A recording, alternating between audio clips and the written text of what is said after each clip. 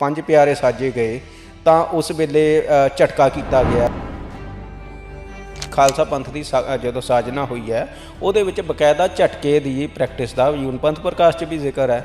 ਉਸ ਤੋਂ ਇਲਾਵਾ ਜੇ ਤੁਸੀਂ ਦੇਖੋ ਈਵਨ ਮੈਂ ਕਈ ਜਗ੍ਹਾ ਇਹ ਵੀ ਪੜ੍ਹਿਆ ਹੈ ਕਿ ਜਿਹੜਾ ਕਸ਼ਮੀਰ ਦੇ ਵਿੱਚ ਜਦੋਂ ਖਾਲਸਾ ਮਤਲਬ ਸਾਜਿਆ ਜਾਂਦਾ ਟਿਲ ਡੇਟ ਵੀ ਕਸ਼ਮੀਰੀ ਸਿੱਖਾਂ 'ਚ ਜਾਂ ਅਫਗਾਨੀ ਸਿੱਖਾਂ 'ਚ ਜਾਂ ਫਿਰ ਦੱਖਣ ਦੇ ਸਿੱਖਾਂ 'ਚ ਤਾਂ ਝਟਕਾ ਪ੍ਰੈਕਟਿਸ ਹੁੰਦੀ ਹੈ।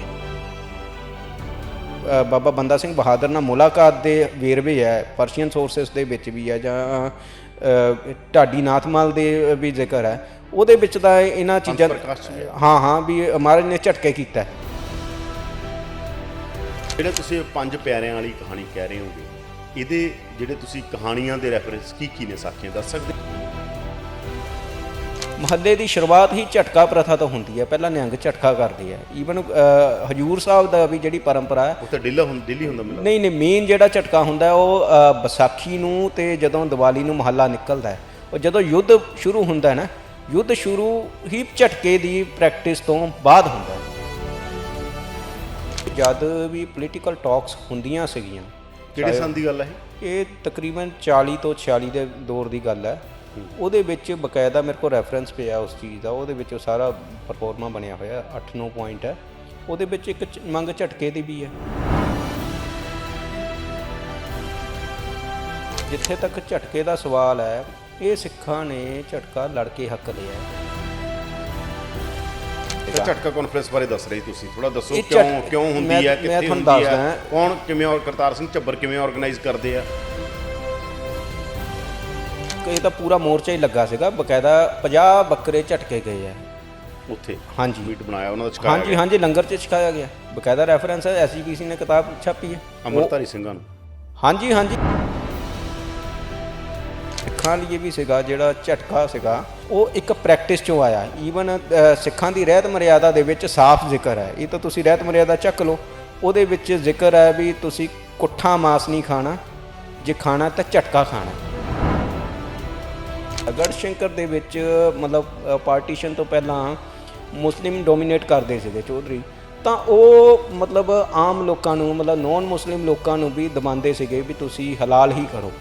ਅਤੇ ਉਸ ਵੇਲੇ ਉੱਥੇ ਦੇ ਜਿਹੜਾ ਮੇਨ ਗੁਰਦੁਆਰਾ ਹੈ ਉੱਥੇ ਦੇ ਗੁਰਦੁਆਰਾ ਸਾਹਿਬ ਦੀਆਂ ਦੁਕਾਨਾਂ ਦੇ ਵਿੱਚ ਹੀ ਝਟਕੇ ਦੀ ਦੁਕਾਨ ਖੁੱਲ੍ਹੀ ਸੀ ਪਹਿਲੀ ਅਤੇ ਉਹ 80-90 ਸਾਲ ਦੁਕਾਨ ਚੱਲਦੀ ਰਹੀ ਅਤੇ ਤਕਰੀਬਨ ਸ਼ਾਇਦ 90ਵਿਆਂ ਦੇ ਦਹਾਕੇ ਦੇ ਵਿੱਚ ਉਹ ਦੁਕਾਨ ਜਾ ਕੇ ਬੰਦ ਹੋਈ। ਕਿਹਾ ਨਾ ਕਿ ਕਿਸੇ ਦੀ ਕੌਨਸ਼ੀਅਸ ਹੋ ਸਕਦੀ ਹੈ ਕੋਈ ਖਾਣਾ ਚਾਹੁੰਦਾ ਜਾਂ ਨਹੀਂ ਖਾਣਾ ਚਾਹੁੰਦਾ ਇਹ ਗੱਲ ਕਲੈਕਟਿਵ ਹੋ ਸਿੱਖਾਂ ਜਾਂ ਨਹੀਂ ਹੋਊਗੀ? ਮੈਂ ਪੁੱਛ ਰਿਹਾ ਮਾਸ ਖਾਣ ਦਾ ਕਲੈਕਟਿਵ ਪ੍ਰੈਕਟਿਸ ਹੋਣੀ ਚਾਹੀਦੀ ਹੈ ਜਾਂ ਤੁਹਾਨੂੰ ਲੱਗਦਾ ਵੀ ਇੰਡੀਵਿਜੂਅਲ ਦਾ ਨੇਗੇਟ ਹੁੰਦੇ ਨਹੀਂ ਕਲੈਕਟਿਵ ਬਸ ਤੁਹਾਨੂੰ ਫਿਕਰ ਆਗਾ ਵੀ ਕਿਤੇ ਛੱਡਣਾ ਚਾਹਣ ਜੋ ਗੁਰੂ ਸਾਹਿਬ ਨੇ ਛੱਡੀ ਜਾਂਦੇ। ਗੱਲ ਸੁਣੋ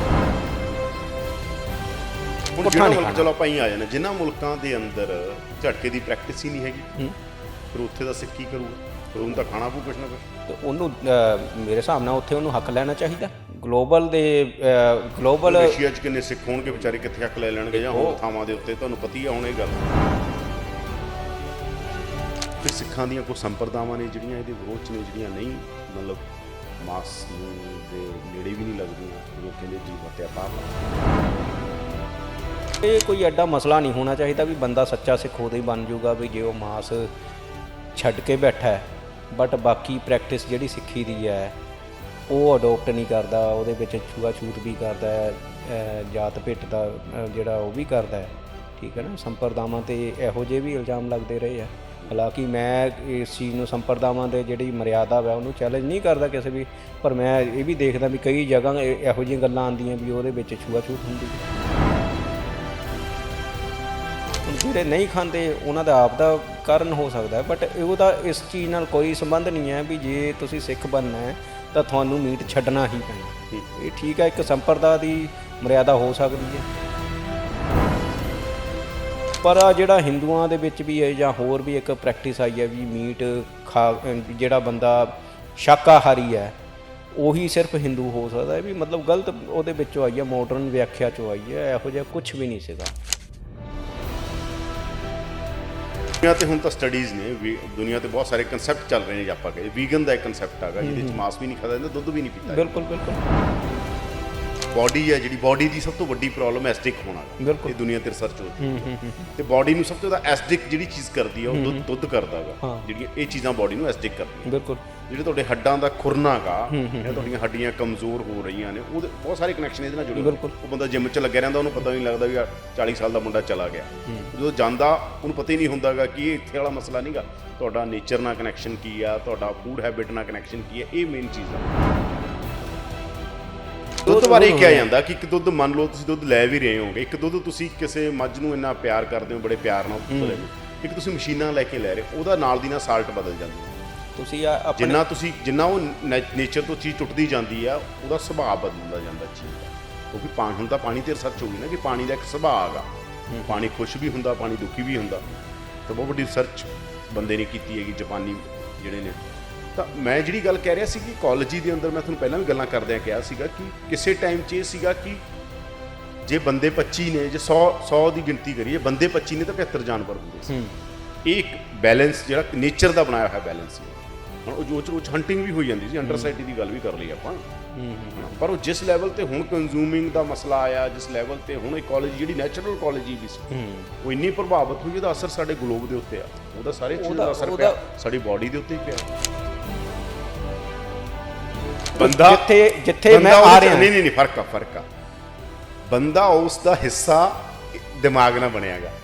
ਦੇਖੋ ਗੱਲ ਸੁਣੋ, ਜਿਹੜਾ ਜਾਨਵਰ ਬਣੇ ਨੇ ਜਾਂ ਕੁਦਰਤ ਆ ਗਈ ਹਨਾ, ਜਿਵੇਂ ਕਦੇ ਸੁਣਿਆਗਾ ਕਿ ਜਾਨਵਰਾਂ ਨੂੰ ਕੋਈ ਬਿਮਾਰੀ ਲੱਗੀ ਹੈਗੀ, ਕਦੇ ਉਹ ਡਾਕਟਰ ਕੋਲੇ ਜਾਂਦੇ ਨੇ, ਜਿਹੜੇ ਵਾਈਲਡ ਲਾਈਫ 'ਚ ਰਹਿੰਦੇ ਨੇ, ਨਹੀਂ ਜਾਂਦੇ ਨਾ, ਉਹਨਾਂ 'ਚ ਮਰ ਵੀ ਜਾਂਦੇ ਹੋਣਗੇ, ਪਰ ਉਹਨਾਂ 'ਚ ਬਹੁਤ ਉਮਰ ਭੋਗ ਕੇ ਮਰਦੇ ਨੇ। ਤਾਂ ਬੰਦੇ ਦੀਆਂ ਆਦਤਾਂ ਕਰਕੇ ਬਿਮਾਰੀਆਂ ਆਈਆਂ ਨਾ। ਤੁਸੀਂ ਗੱਲ ਸੁਣੋ, ਫਿਰ ਉੱਥੇ ਆ ਰਿਹਾ ਮੈਂ ਤਾਂ ਕਹਿ, ਬੰਦਾ ਚਲਾਕੀ ਨਾਲ ਬਣਿਆ।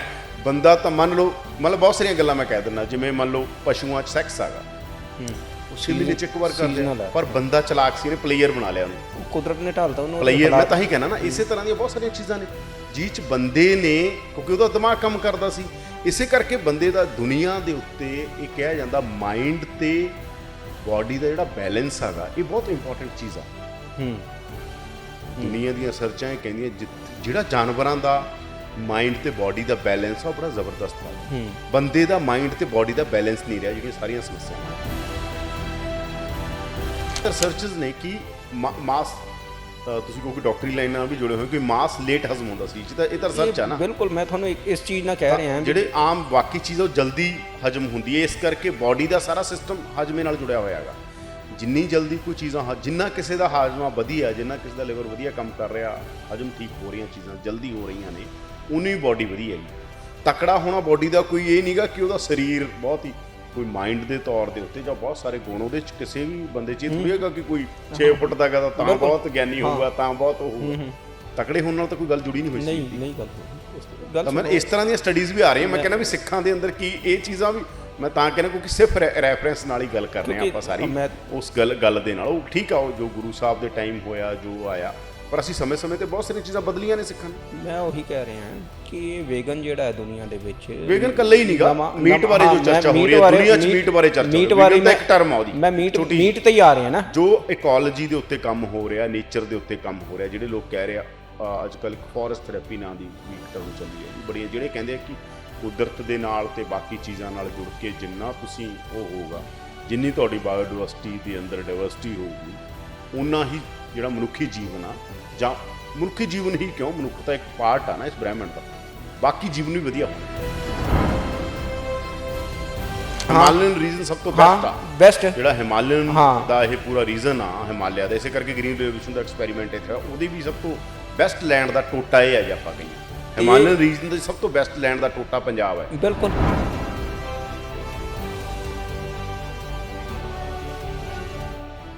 ਪ੍ਰੋ ਪੰਜਾਬ ਟੀਵੀ ਤੇ ਤੁਹਾਡਾ ਸਵਾਗਤ ਹੈ। ਮੈਂ ਹਾਂ ਯਾਦਵਿੰਦਰ ਸਿੰਘ। ਪਿਛਲੇ ਦਿਨਾਂ 'ਚ ਸਿਮਰਨਜੀਤ ਸਿੰਘ ਮਾਨ ਨੇ ਪ੍ਰੋ ਪੰਜਾਬ ਟੀਵੀ ਦੇ ਉੱਤੇ ਮੀਟ ਖਾਣ ਨੂੰ ਲੈ ਕੇ ਬਿਆਨ ਦਿੱਤਾ, ਜਿਸ ਤੋਂ ਬਾਅਦ ਵੱਡੀ ਚਰਚਾ ਪੰਥਕ ਘੇਰਿਆਂ 'ਚ ਵੀ ਹੋ ਰਹੀ ਹੈ।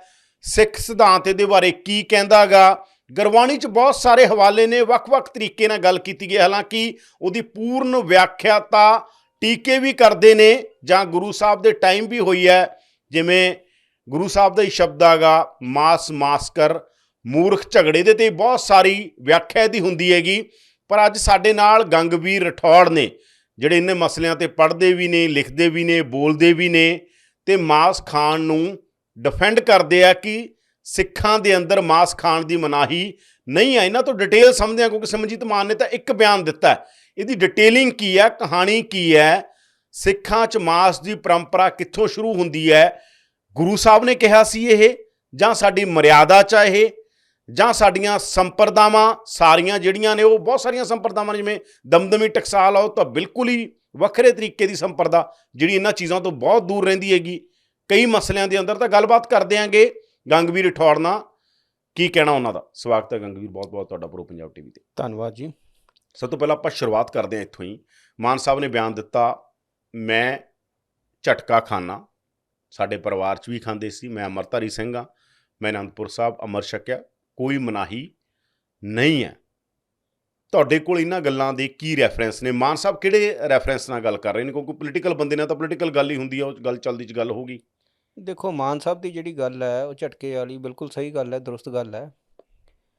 ਇਹ ਇੱਕ ਧਾਰਮਿਕ ਰੀਤ ਨਹੀਂ ਹੈਗੀ, ਇਹਦਾ ਇਸ ਚੀਜ਼ ਨਾਲ ਕੋਈ ਮਸਲਾ ਨਹੀਂ ਹੈਗਾ ਜੀ, ਮਾਸ ਖਾਓਗੇ ਜਾਂ ਨਾ ਖਾਓਗੇ ਉਹਦੇ ਨਾਲ ਕੋਈ ਧਰਮ ਨੂੰ ਵਿਗਾੜ ਪੈ ਜਾਣਾ ਹੈ। ਉਹ ਬੰਦੇ ਦੀ ਆਪ ਦੀ ਇੱਕ ਕੌਨਸ਼ੀਅਸਨੈਸ ਹੋ ਸਕਦੀ ਹੈ।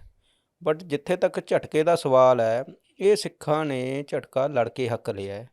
ਤੁਸੀਂ ਜਦੋਂ ਪਾਰਟੀਸ਼ਨ ਡਾਕੂਮੈਂਟ ਦੇਖੋਗੇ ਤਾਂ ਸਰ ਤੇਜ ਬਹਾਦਰ ਸਪਰੂ ਕਮੇਟੀ ਦੇ ਨਾਲ ਜੋ ਸਿੱਖ ਲੀਡਰਸ਼ਿਪ ਦੀ ਗੱਲਬਾਤ ਹੋਈ ਹੈ, ਉਹਦੇ ਵਿੱਚ ਪਹਿਲੀ ਮੰਗ ਝਟਕੇ ਦੀ ਮੰਗ ਤੋਂ ਹੀ ਹੈ ਵੀ ਕੀ ਆਜ਼ਾਦ ਭਾਰਤ ਦੇ ਵਿੱਚ ਉਹਨਾਂ ਦੀ ਜਿਹੜੀ ਝਟਕਾ ਪ੍ਰੈਕਟਿਸ ਹੈ ਉਹ ਉਸ ਦਾ ਹੱਕ ਉਹਨਾਂ ਨੂੰ ਮਿਲੂਗਾ।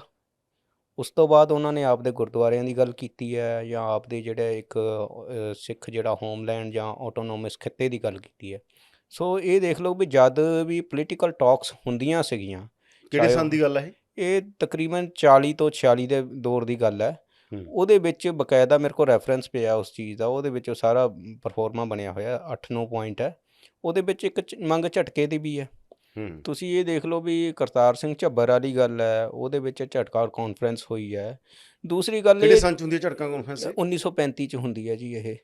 ਤੇ ਉਹ ਅਸਲ ਕਿੱਥੇ ਕੀਤੀ ਗਈ ਸੀ? ਇਹ ਡਿਟੇਲਿੰਗ ਦਿੰਦੇ ਆ ਉਹ ਚੀਜ਼ਾਂ ਦੀ। ਹਾਂ, ਇਹ ਇਸ ਤਰ੍ਹਾਂ ਹੋਇਆ ਸੀਗਾ ਵੀ ਇਹ ਬਾਹਰ ਦੇ ਇਲਾਕਿਆਂ 'ਚ ਹੋਈ ਸੀਗੀ। ਤੇ ਐਕਚੁਅਲ 'ਚ ਜਿਹੜੀ ਪ੍ਰੈਕਟਿਸ ਹੈ ਨਾ ਝਟਕਾ, ਇਹ ਪਹਿਲਾਂ ਤਾਂ ਕੀ ਹੁੰਦਾ ਸੀਗਾ, ਈਵਨ ਸਿੱਖੀ ਤੋਂ ਵੀ ਪਹਿਲਾਂ ਜਿਹੜਾ ਸਾਡੇ ਆਦੀਵਾਸੀ ਇਲਾਕੇ ਆ ਉਹਨਾਂ 'ਚ ਵੀ ਕਸਟਮ ਬਣਿਆ ਹੋਇਆ ਸੀਗਾ, ਜਾਂ ਰਾਜਪੂਤ ਇਲਾਕਿਆਂ 'ਚ ਵੀ ਝਟਕਾ ਦੀ ਇੱਕ ਪ੍ਰਥਾ ਚੱਲਦੀ ਹੁੰਦੀ ਸੀ। ਜਿਹੜਾ ਛਤਰੀ ਧਰਮ ਹੁੰਦਾ ਸੀ ਨਾ, ਅਤੇ ਉਹਦੇ ਵਿੱਚ ਵੀ ਮਤਲਬ ਇੱਕ ਸ਼ਿਕਾਰ ਦੀ ਇੱਕ ਪ੍ਰੈਕਟਿਸ ਹੁੰਦੀ ਸੀ। ਕਿਉਂਕਿ ਕੀ ਹੁੰਦਾ ਸੀਗਾ ਵੀ ਜੇ ਆਪਾਂ ਵਰਨ ਵੰਡ ਦੇ ਅਕੋਰਡਿੰਗ ਵੀ ਦੇਖ ਲਈਏ ਵੀ ਜਿਹੜਾ ਛਤਰੀ ਹੁੰਦਾ ਸੀਗਾ ਜਾਂ ਜਿਹਨੇ ਲੜਨਾ ਹੁੰਦਾ ਸੀਗਾ, ਉਹਦੇ ਲਈ ਤੀਰ ਕਮਾਨ ਜਾਂ ਹਥਿਆਰਾਂ ਦੀ ਉਹਨੂੰ ਟ੍ਰੇਨਿੰਗ ਹੁੰਦੀ ਸੀਗੀ। ਤਾਂ ਉਹਦਾ ਜਿਹੜਾ ਇੱਕ ਸਕਿੱਲ ਡਿਵੈਲਪਮੈਂਟ ਜਿਹੜਾ ਹੁੰਦਾ ਸੀਗਾ, ਉਹ ਬਕਾਇਦਾ ਜੰਗਲਾਂ ਦੇ ਵਿੱਚੋਂ ਸ਼ਿਕਾਰ ਕਰਨ ਜਾਂਦਾ ਹੁੰਦਾ ਸੀਗਾ। ਤੁਸੀਂ ਈਵਨ ਜਦੋਂ ਦੀ ਸ਼ਾਮ ਬੇਨੇਗਲ ਦੀ ਡਿਸਕਵਰੀ ਆਫ ਇੰਡੀਆ ਦਾ ਰਾਮਾਇਣ ਵਾਲਾ ਫੇਜ਼ ਦੇਖੋਗੇ, ਉਸ ਦੇ ਵਿੱਚ ਵੀ ਇੱਕ ਜਗ੍ਹਾ ਜ਼ਿਕਰ ਹੈ ਵੀ ਜਦੋਂ ਉਹ ਬਾਲੀ ਅਤੇ ਰਾਮ ਦਾ ਯੁੱਧ ਹੁੰਦਾ ਹੈ ਤਾਂ ਉਹ ਉਹਦੇ ਸੰਵਾਦ ਦੇ ਵਿੱਚ ਹੀ ਕਹਿੰਦਾ ਵੀ ਤੂੰ ਰਾਮ ਵੀ ਮੈਂ ਤਾਂ ਵੀ ਬਾਨਰ ਹੈ, ਵੀ ਛਤਰੀ ਤਾਂ ਇਹਦਾ ਮਾਸ ਵੀ ਨਹੀਂ ਖਾ ਸਕਦੇ। ਬਟ ਉਦੋਂ ਰਾਮ ਜੀ ਦੀ ਜਿਹੜੀ ਗੱਲਬਾਤ ਹੈ ਉਹਦੇ ਵਿੱਚ ਉਹ ਕਹਿੰਦੇ ਵੀ ਛਤਰੀ ਸ਼ਿਕਾਰ ਤਾਂ ਕਰ ਸਕਦਾ ਹੈ, ਵੀ ਚਲੋ ਠੀਕ ਹੈ, ਵੀ ਮੈਂ ਇਹ ਤਾਂ ਮੰਨਦਾ ਵੀ ਤੈਨੂੰ ਪਿੱਛੋਂ ਮਾਰਿਆ, ਪਰ ਜਿਹੜੀ ਸਾਡੀ ਸ਼ਿਕਾਰ ਦੀ ਪ੍ਰੈਕਟਿਸ ਸੀਗੀ, ਮੈਂ ਤੈਨੂੰ ਮਾਰਨ ਲਈ ਨਹੀਂ ਉਹ ਕੀਤਾ, ਤੈਨੂੰ ਖਾਣ ਲਈ ਨਹੀਂ ਮਾਰਿਆ। ਹਾਂ, ਮਤਲਬ ਮੈਂ ਤੈਨੂੰ ਖਾਣ ਲਈ ਨਹੀਂ ਮਾਰਿਆ। ਸੋ ਇਸ ਕਰਕੇ ਜਿਹੜਾ ਇੱਕ ਸ਼ਿਕਾਰ ਦਾ ਜਿਹੜਾ ਫਿਨੋਮੀਨਾ ਸੀਗਾ, ਉਹ ਜਿਹੜਾ ਇੱਕ ਬੰਦਾ ਸੈਨਿਕ ਬਣਦਾ ਸੀਗਾ, ਜਿਹੜੀ ਇੱਕ ਆਰਮਡ ਫੋਰਸ ਹੁੰਦੀ ਸੀਗੀ, ਉਹਦੀ ਇੱਕ ਆਪਾਂ ਕਹਿ ਲਈਏ ਕਿ ਡੇਲੀ ਕਸਰਤ ਵਰਗਾ ਹੀ ਫਿਨੋਮੀਨਾ ਸੀਗਾ। ਝਟਕਾ ਕਾਨਫਰੰਸ ਬਾਰੇ ਦੱਸ ਰਹੇ ਤੁਸੀਂ, ਥੋੜਾ ਦੱਸੋ ਕਿਉਂ ਹੁੰਦੀ ਹੈ, ਕਿੱਥੇ ਹੁੰਦੀ ਹੈ, ਕੌਣ ਕਿਵੇਂ, ਔਰ ਕਰਤਾਰ ਸਿੰਘ ਝੱਬਰ ਕਿਵੇਂ ਆਰਗੇਨਾਈਜ਼ ਕਰਦੇ ਆ? ਅਸਲ 'ਚ ਜਦੋਂ ਬਾਹਰ ਦੇ ਵਿੱਚ ਨਾ, ਈਵਨ ਜਦੋਂ ਇੱਥੇ ਕੀ ਹੁੰਦਾ ਸੀ ਪੰਜਾਬ ਦੇ ਵਿੱਚ, ਜਿਹੜੇ ਮੁਸਲਿਮ ਜ਼ਿਮੀਂਦਾਰ ਹੁੰਦੇ ਸੀਗੇ, ਕਿਉਂਕਿ ਮੁਸਲਿਮਸ ਦੇ ਵਿੱਚ ਹਾਂ ਮੁਸਲਮਾਨਾਂ ਦੀ ਆਬਾਦੀ ਜ਼ਿਆਦਾ, ਮੁਸਲਿਮ ਆਬਾਦੀ ਵੀ ਜ਼ਿਆਦਾ ਸੀ। ਬਟ ਇੱਥੇ ਕੀ ਹੋ ਰਿਹਾ ਸੀਗਾ, ਪੰਜਾਬ ਦੇ ਫੋਕ ਕਲਚਰ ਦੇ ਵਿੱਚ ਹੀ ਜਿਹੜਾ ਸਿੱਖ ਅਤੇ ਮੁਸਲਿਮ ਦਾ ਕਲੈਸ਼ ਵੀ ਹੈ, ਉਹ ਕਈ ਜਗ੍ਹਾ ਇਸ ਕਰਕੇ ਹੀ ਹੁੰਦਾ ਰਿਹਾ ਹੈ ਕਿ ਹਲਾਲ ਦੀ ਪ੍ਰੈਕਟਿਸ ਦੇ, ਉਹ ਕਹਿੰਦੇ ਹੁੰਦੇ ਸੀ ਵੀ ਹਲਾਲ ਤੁਸੀਂ ਖਾਣਾ ਹੈ, ਵੀ ਕਿਉਂਕਿ ਇਸਲਾਮ ਝਟਕੇ ਦੀ ਉਹ ਕਰਦਾ, ਮਨਾਹੀ ਕਰਦਾ, ਤਾਂ ਉਹ ਕਹਿੰਦੇ ਹੁੰਦੇ ਸੀ ਵੀ ਤੁਸੀਂ ਹਲਾਲ ਹੀ ਕਰੋ। ਈਵਨ ਮੁਗਲ ਦੌਰ ਦੇ ਵਿੱਚ ਵੀ ਹਲਾਲ ਨੂੰ ਪ੍ਰਮੋਟ ਕੀਤਾ ਜਾਂਦਾ ਹੁੰਦਾ ਸੀਗਾ। ਅਤੇ ਜਿਹੜਾ ਖਾਲਸਾ ਜਦੋਂ ਖੜ੍ਹਾ ਹੋਇਆ, ਆਰਮਡ ਮੂਵਮੈਂਟ ਸ਼ੁਰੂ ਹੋਈ ਆ, ਖਾਲਸੇ ਨੇ ਉਹ ਸਾਰੇ ਕੰਮ ਕੀਤੇ ਹੈ ਵੀ ਜਿਹੜਾ ਇੱਕ ਮੁਗਲ ਸਰਕਾਰ ਜਿਸ ਕੰਮ ਤੋਂ ਰੋਕਦੀ ਸੀ, ਈਵਨ ਤੁਸੀਂ ਇਹ ਦੇਖ ਲਓ ਵੀ ਜਦੋਂ ਜਾਦੂਨਾਥ ਸਰਕਾਰ ਨੇ ਆਪਣੀ ਹਿਸਟਰੀ ਦੀ ਜਿਹੜੀ ਔਰੰਗਜ਼ੇਬ ਦੇ ਬਾਰੇ ਹਿਸਟਰੀ ਦੀ ਕਿਤਾਬ ਲਿਖੀ ਹੈ, ਉਹਦੇ ਵਿੱਚ ਕੁਛ ਤਾਂ ਜ਼ਿਕਰ ਕੀਤਾ ਵੀ ਜਦੋਂ ਔਰੰਗਜ਼ੇਬ ਨੇ ਮੰਦਰ ਤੋੜਨ ਦਾ ਹੁਕਮ ਦਿੱਤਾ, ਉਦੋਂ ਉਹਨਾਂ ਨੇ ਜਿਹੜੇ ਨੌਨ ਮੁਸਲਿਮ ਸੀਗੇ, ਚਾਹੇ ਉਹ ਉਹਨਾਂ ਦੇ ਫੌਜ 'ਚ ਵੀ ਸੀਗੇ, ਕੁਛ ਹੇਠਲੇ ਲੈਵਲ ਦੇ ਅਹੁਦੇਦਾਰਾਂ ਨੂੰ ਕੁਛ ਖਾਸ ਕਿਸਮ ਦਾ ਡਰੈਸ ਕੋਡ ਲਾਇਆ ਸੀ। ਉਹਦੇ ਵਿੱਚ ਉਹਨਾਂ ਨੇ ਦਸਤਾਰ ਤੋਂ ਵੀ ਰੋਕ ਲਾਈ ਸੀਗੀ। ਉਹਦੇ ਵਿੱਚ ਉਹ ਰੇਸ਼ਮੀ ਕੱਪੜੇ ਨਹੀਂ ਪਹਿਨ ਸਕਦੇ ਸੀ, ਘੋੜ ਸਵਾਰੀ ਨਹੀਂ ਸੀ ਕਰ ਸਕਦੇ, ਮਤਲਬ ਕਿ ਜਦੋਂ ਦਰਬਾਰ ਦੇ ਵਿੱਚੋਂ ਲੰਘਣਾ ਹੁੰਦਾ ਸੀਗਾ ਘੋੜੇ ਤੋਂ ਉਤਰਨਾ ਪੈਂਦਾ ਸੀਗਾ। ਸੋ ਖਾਲਸੇ ਨੇ ਜਦੋਂ ਇਹ ਪ੍ਰੈਕਟਿਸ ਆਈ ਤਾਂ ਉਹਦੇ ਵਿੱਚੋਂ ਉਹਨਾਂ ਨੇ ਉਹਨਾਂ ਸਾਰੀਆਂ ਰੀਤਾਂ ਦਾ ਇੱਕ ਵਿਰੋਧ ਦੇ ਤੌਰ 'ਤੇ ਉਹ ਕੀਤਾ। ਉਹਨਾਂ ਨੇ ਹਲਾਲ ਦਾ ਵਿਰੋਧ ਕਰਕੇ ਝਟਕੇ ਦੀ ਪਰੰਪਰਾ ਅਪਣਾਈ। ਈਵਨ ਮਤਲਬ ਦੱਸਦੇ ਆ ਜਿਹੜੀ ਮਾਨਤਾ ਹੈ ਕਈਆਂ ਦੀ, ਮਤਲਬ ਮੈਂ ਇਸ ਚੀਜ਼ ਦੀ ਗਵਾਹੀ ਨਹੀਂ ਭਰਦਾ ਵੀ ਸੱਚੀ ਇੱਦਾਂ ਹੋਇਆ ਹੋਊਗਾ, ਤੱਥ ਨਹੀਂ ਹੈਗਾ, ਤੱਥ ਨਹੀਂ, ਮਤਲਬ ਇਹ ਕਹਾਣੀਆਂ 'ਚ ਸਾਖੀਆਂ 'ਚ ਕਈ ਜਗ੍ਹਾ ਵੀ ਜਦੋਂ ਪੰਜ ਪਿਆਰੇ ਸਾਜੇ ਗਏ ਤਾਂ ਉਸ ਵੇਲੇ ਝਟਕਾ ਕੀਤਾ ਗਿਆ। ਅਤੇ ਜਦੋਂ ਗੁਰੂ ਸਾਹਿਬ ਬਾਬਾ ਬੰਦਾ ਸਿੰਘ ਬਹਾਦਰ ਦੇ ਡੇਰੇ 'ਚ ਗਏ ਆ, ਇਹਦੇ ਤਾਂ ਜਿਹੜੇ ਹੈ ਨਾ ਜਿਹੜੇ ਬਾਬਾ ਬੰਦਾ ਸਿੰਘ ਬਹਾਦਰ ਨਾਲ ਮੁਲਾਕਾਤ ਦੇ ਵੇਰਵੇ ਹੈ ਪਰਸ਼ੀਅਨ ਸੋਰਸਿਸ ਦੇ ਵਿੱਚ ਵੀ ਹੈ, ਜਾਂ ਢਾਡੀ ਨਾਥਮਲ ਦੇ ਵੀ ਜ਼ਿਕਰ ਹੈ, ਉਹਦੇ ਵਿੱਚ ਤਾਂ ਇਹਨਾਂ ਚੀਜ਼ਾਂ ਹਾਂ ਵੀ ਮਹਾਰਾਜ ਨੇ ਝਟਕੇ ਕੀਤਾ। ਤੇ ਈਵਨ ਪੰਜਾਬ ਤੋਂ ਬਾਹਰ ਪ੍ਰਕਾਸ਼ ਜ਼ਿਕਰ ਹੈ ਇਹਦਾ। ਹਾਂਜੀ ਹਾਂਜੀ ਹਾਂਜੀ ਬਿਲਕੁਲ। ਪ੍ਰਕਾਸ਼ ਤੇ ਦੂਜਾ ਦੱਸ ਰਹੇ ਹੋ ਤੁਸੀਂ ਰੈਫਰੈਂਸ?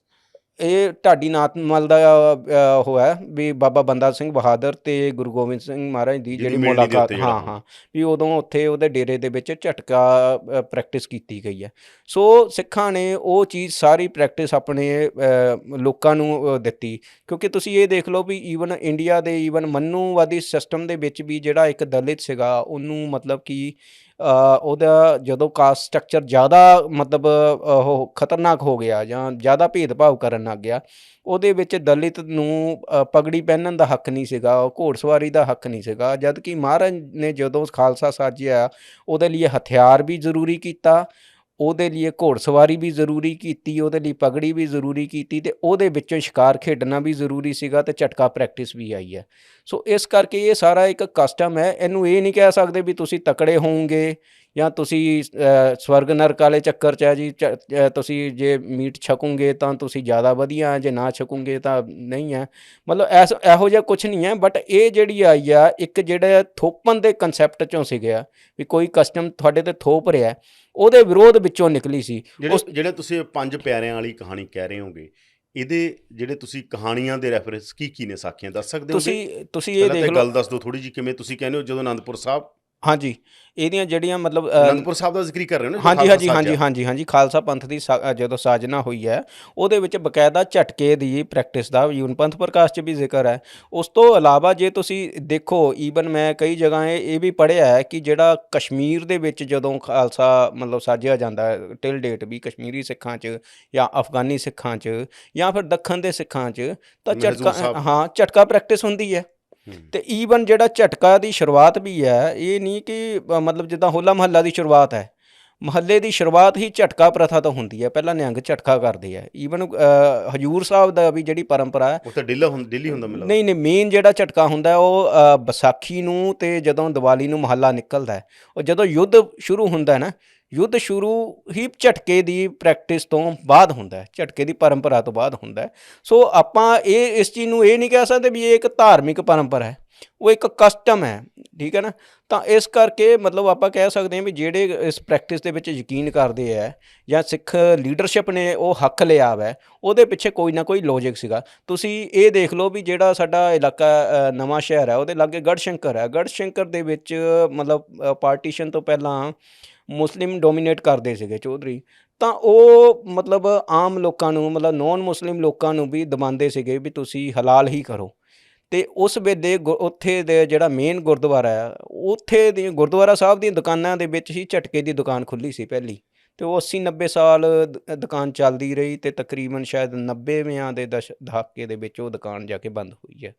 ਸੋ ਇਸ ਕਰਕੇ ਜਿਹੜਾ ਸਿੱਖਾਂ ਲਈ ਵੀ ਸੀਗਾ ਜਿਹੜਾ ਝਟਕਾ ਸੀਗਾ, ਉਹ ਇੱਕ ਪ੍ਰੈਕਟਿਸ 'ਚੋਂ ਆਇਆ। ਈਵਨ ਸਿੱਖਾਂ ਦੀ ਰਹਿਤ ਮਰਿਆਦਾ ਦੇ ਵਿੱਚ ਸਾਫ਼ ਜ਼ਿਕਰ ਹੈ, ਇਹ ਤਾਂ ਤੁਸੀਂ ਰਹਿਤ ਮਰਿਆਦਾ ਚੱਕ ਲਓ, ਉਹਦੇ ਵਿੱਚ ਜ਼ਿਕਰ ਹੈ ਵੀ ਤੁਸੀਂ ਕੁੱਠਾ ਮਾਸ ਨਹੀਂ ਖਾਣਾ, ਜੇ ਖਾਣਾ ਤਾਂ ਝਟਕਾ ਖਾਣਾ।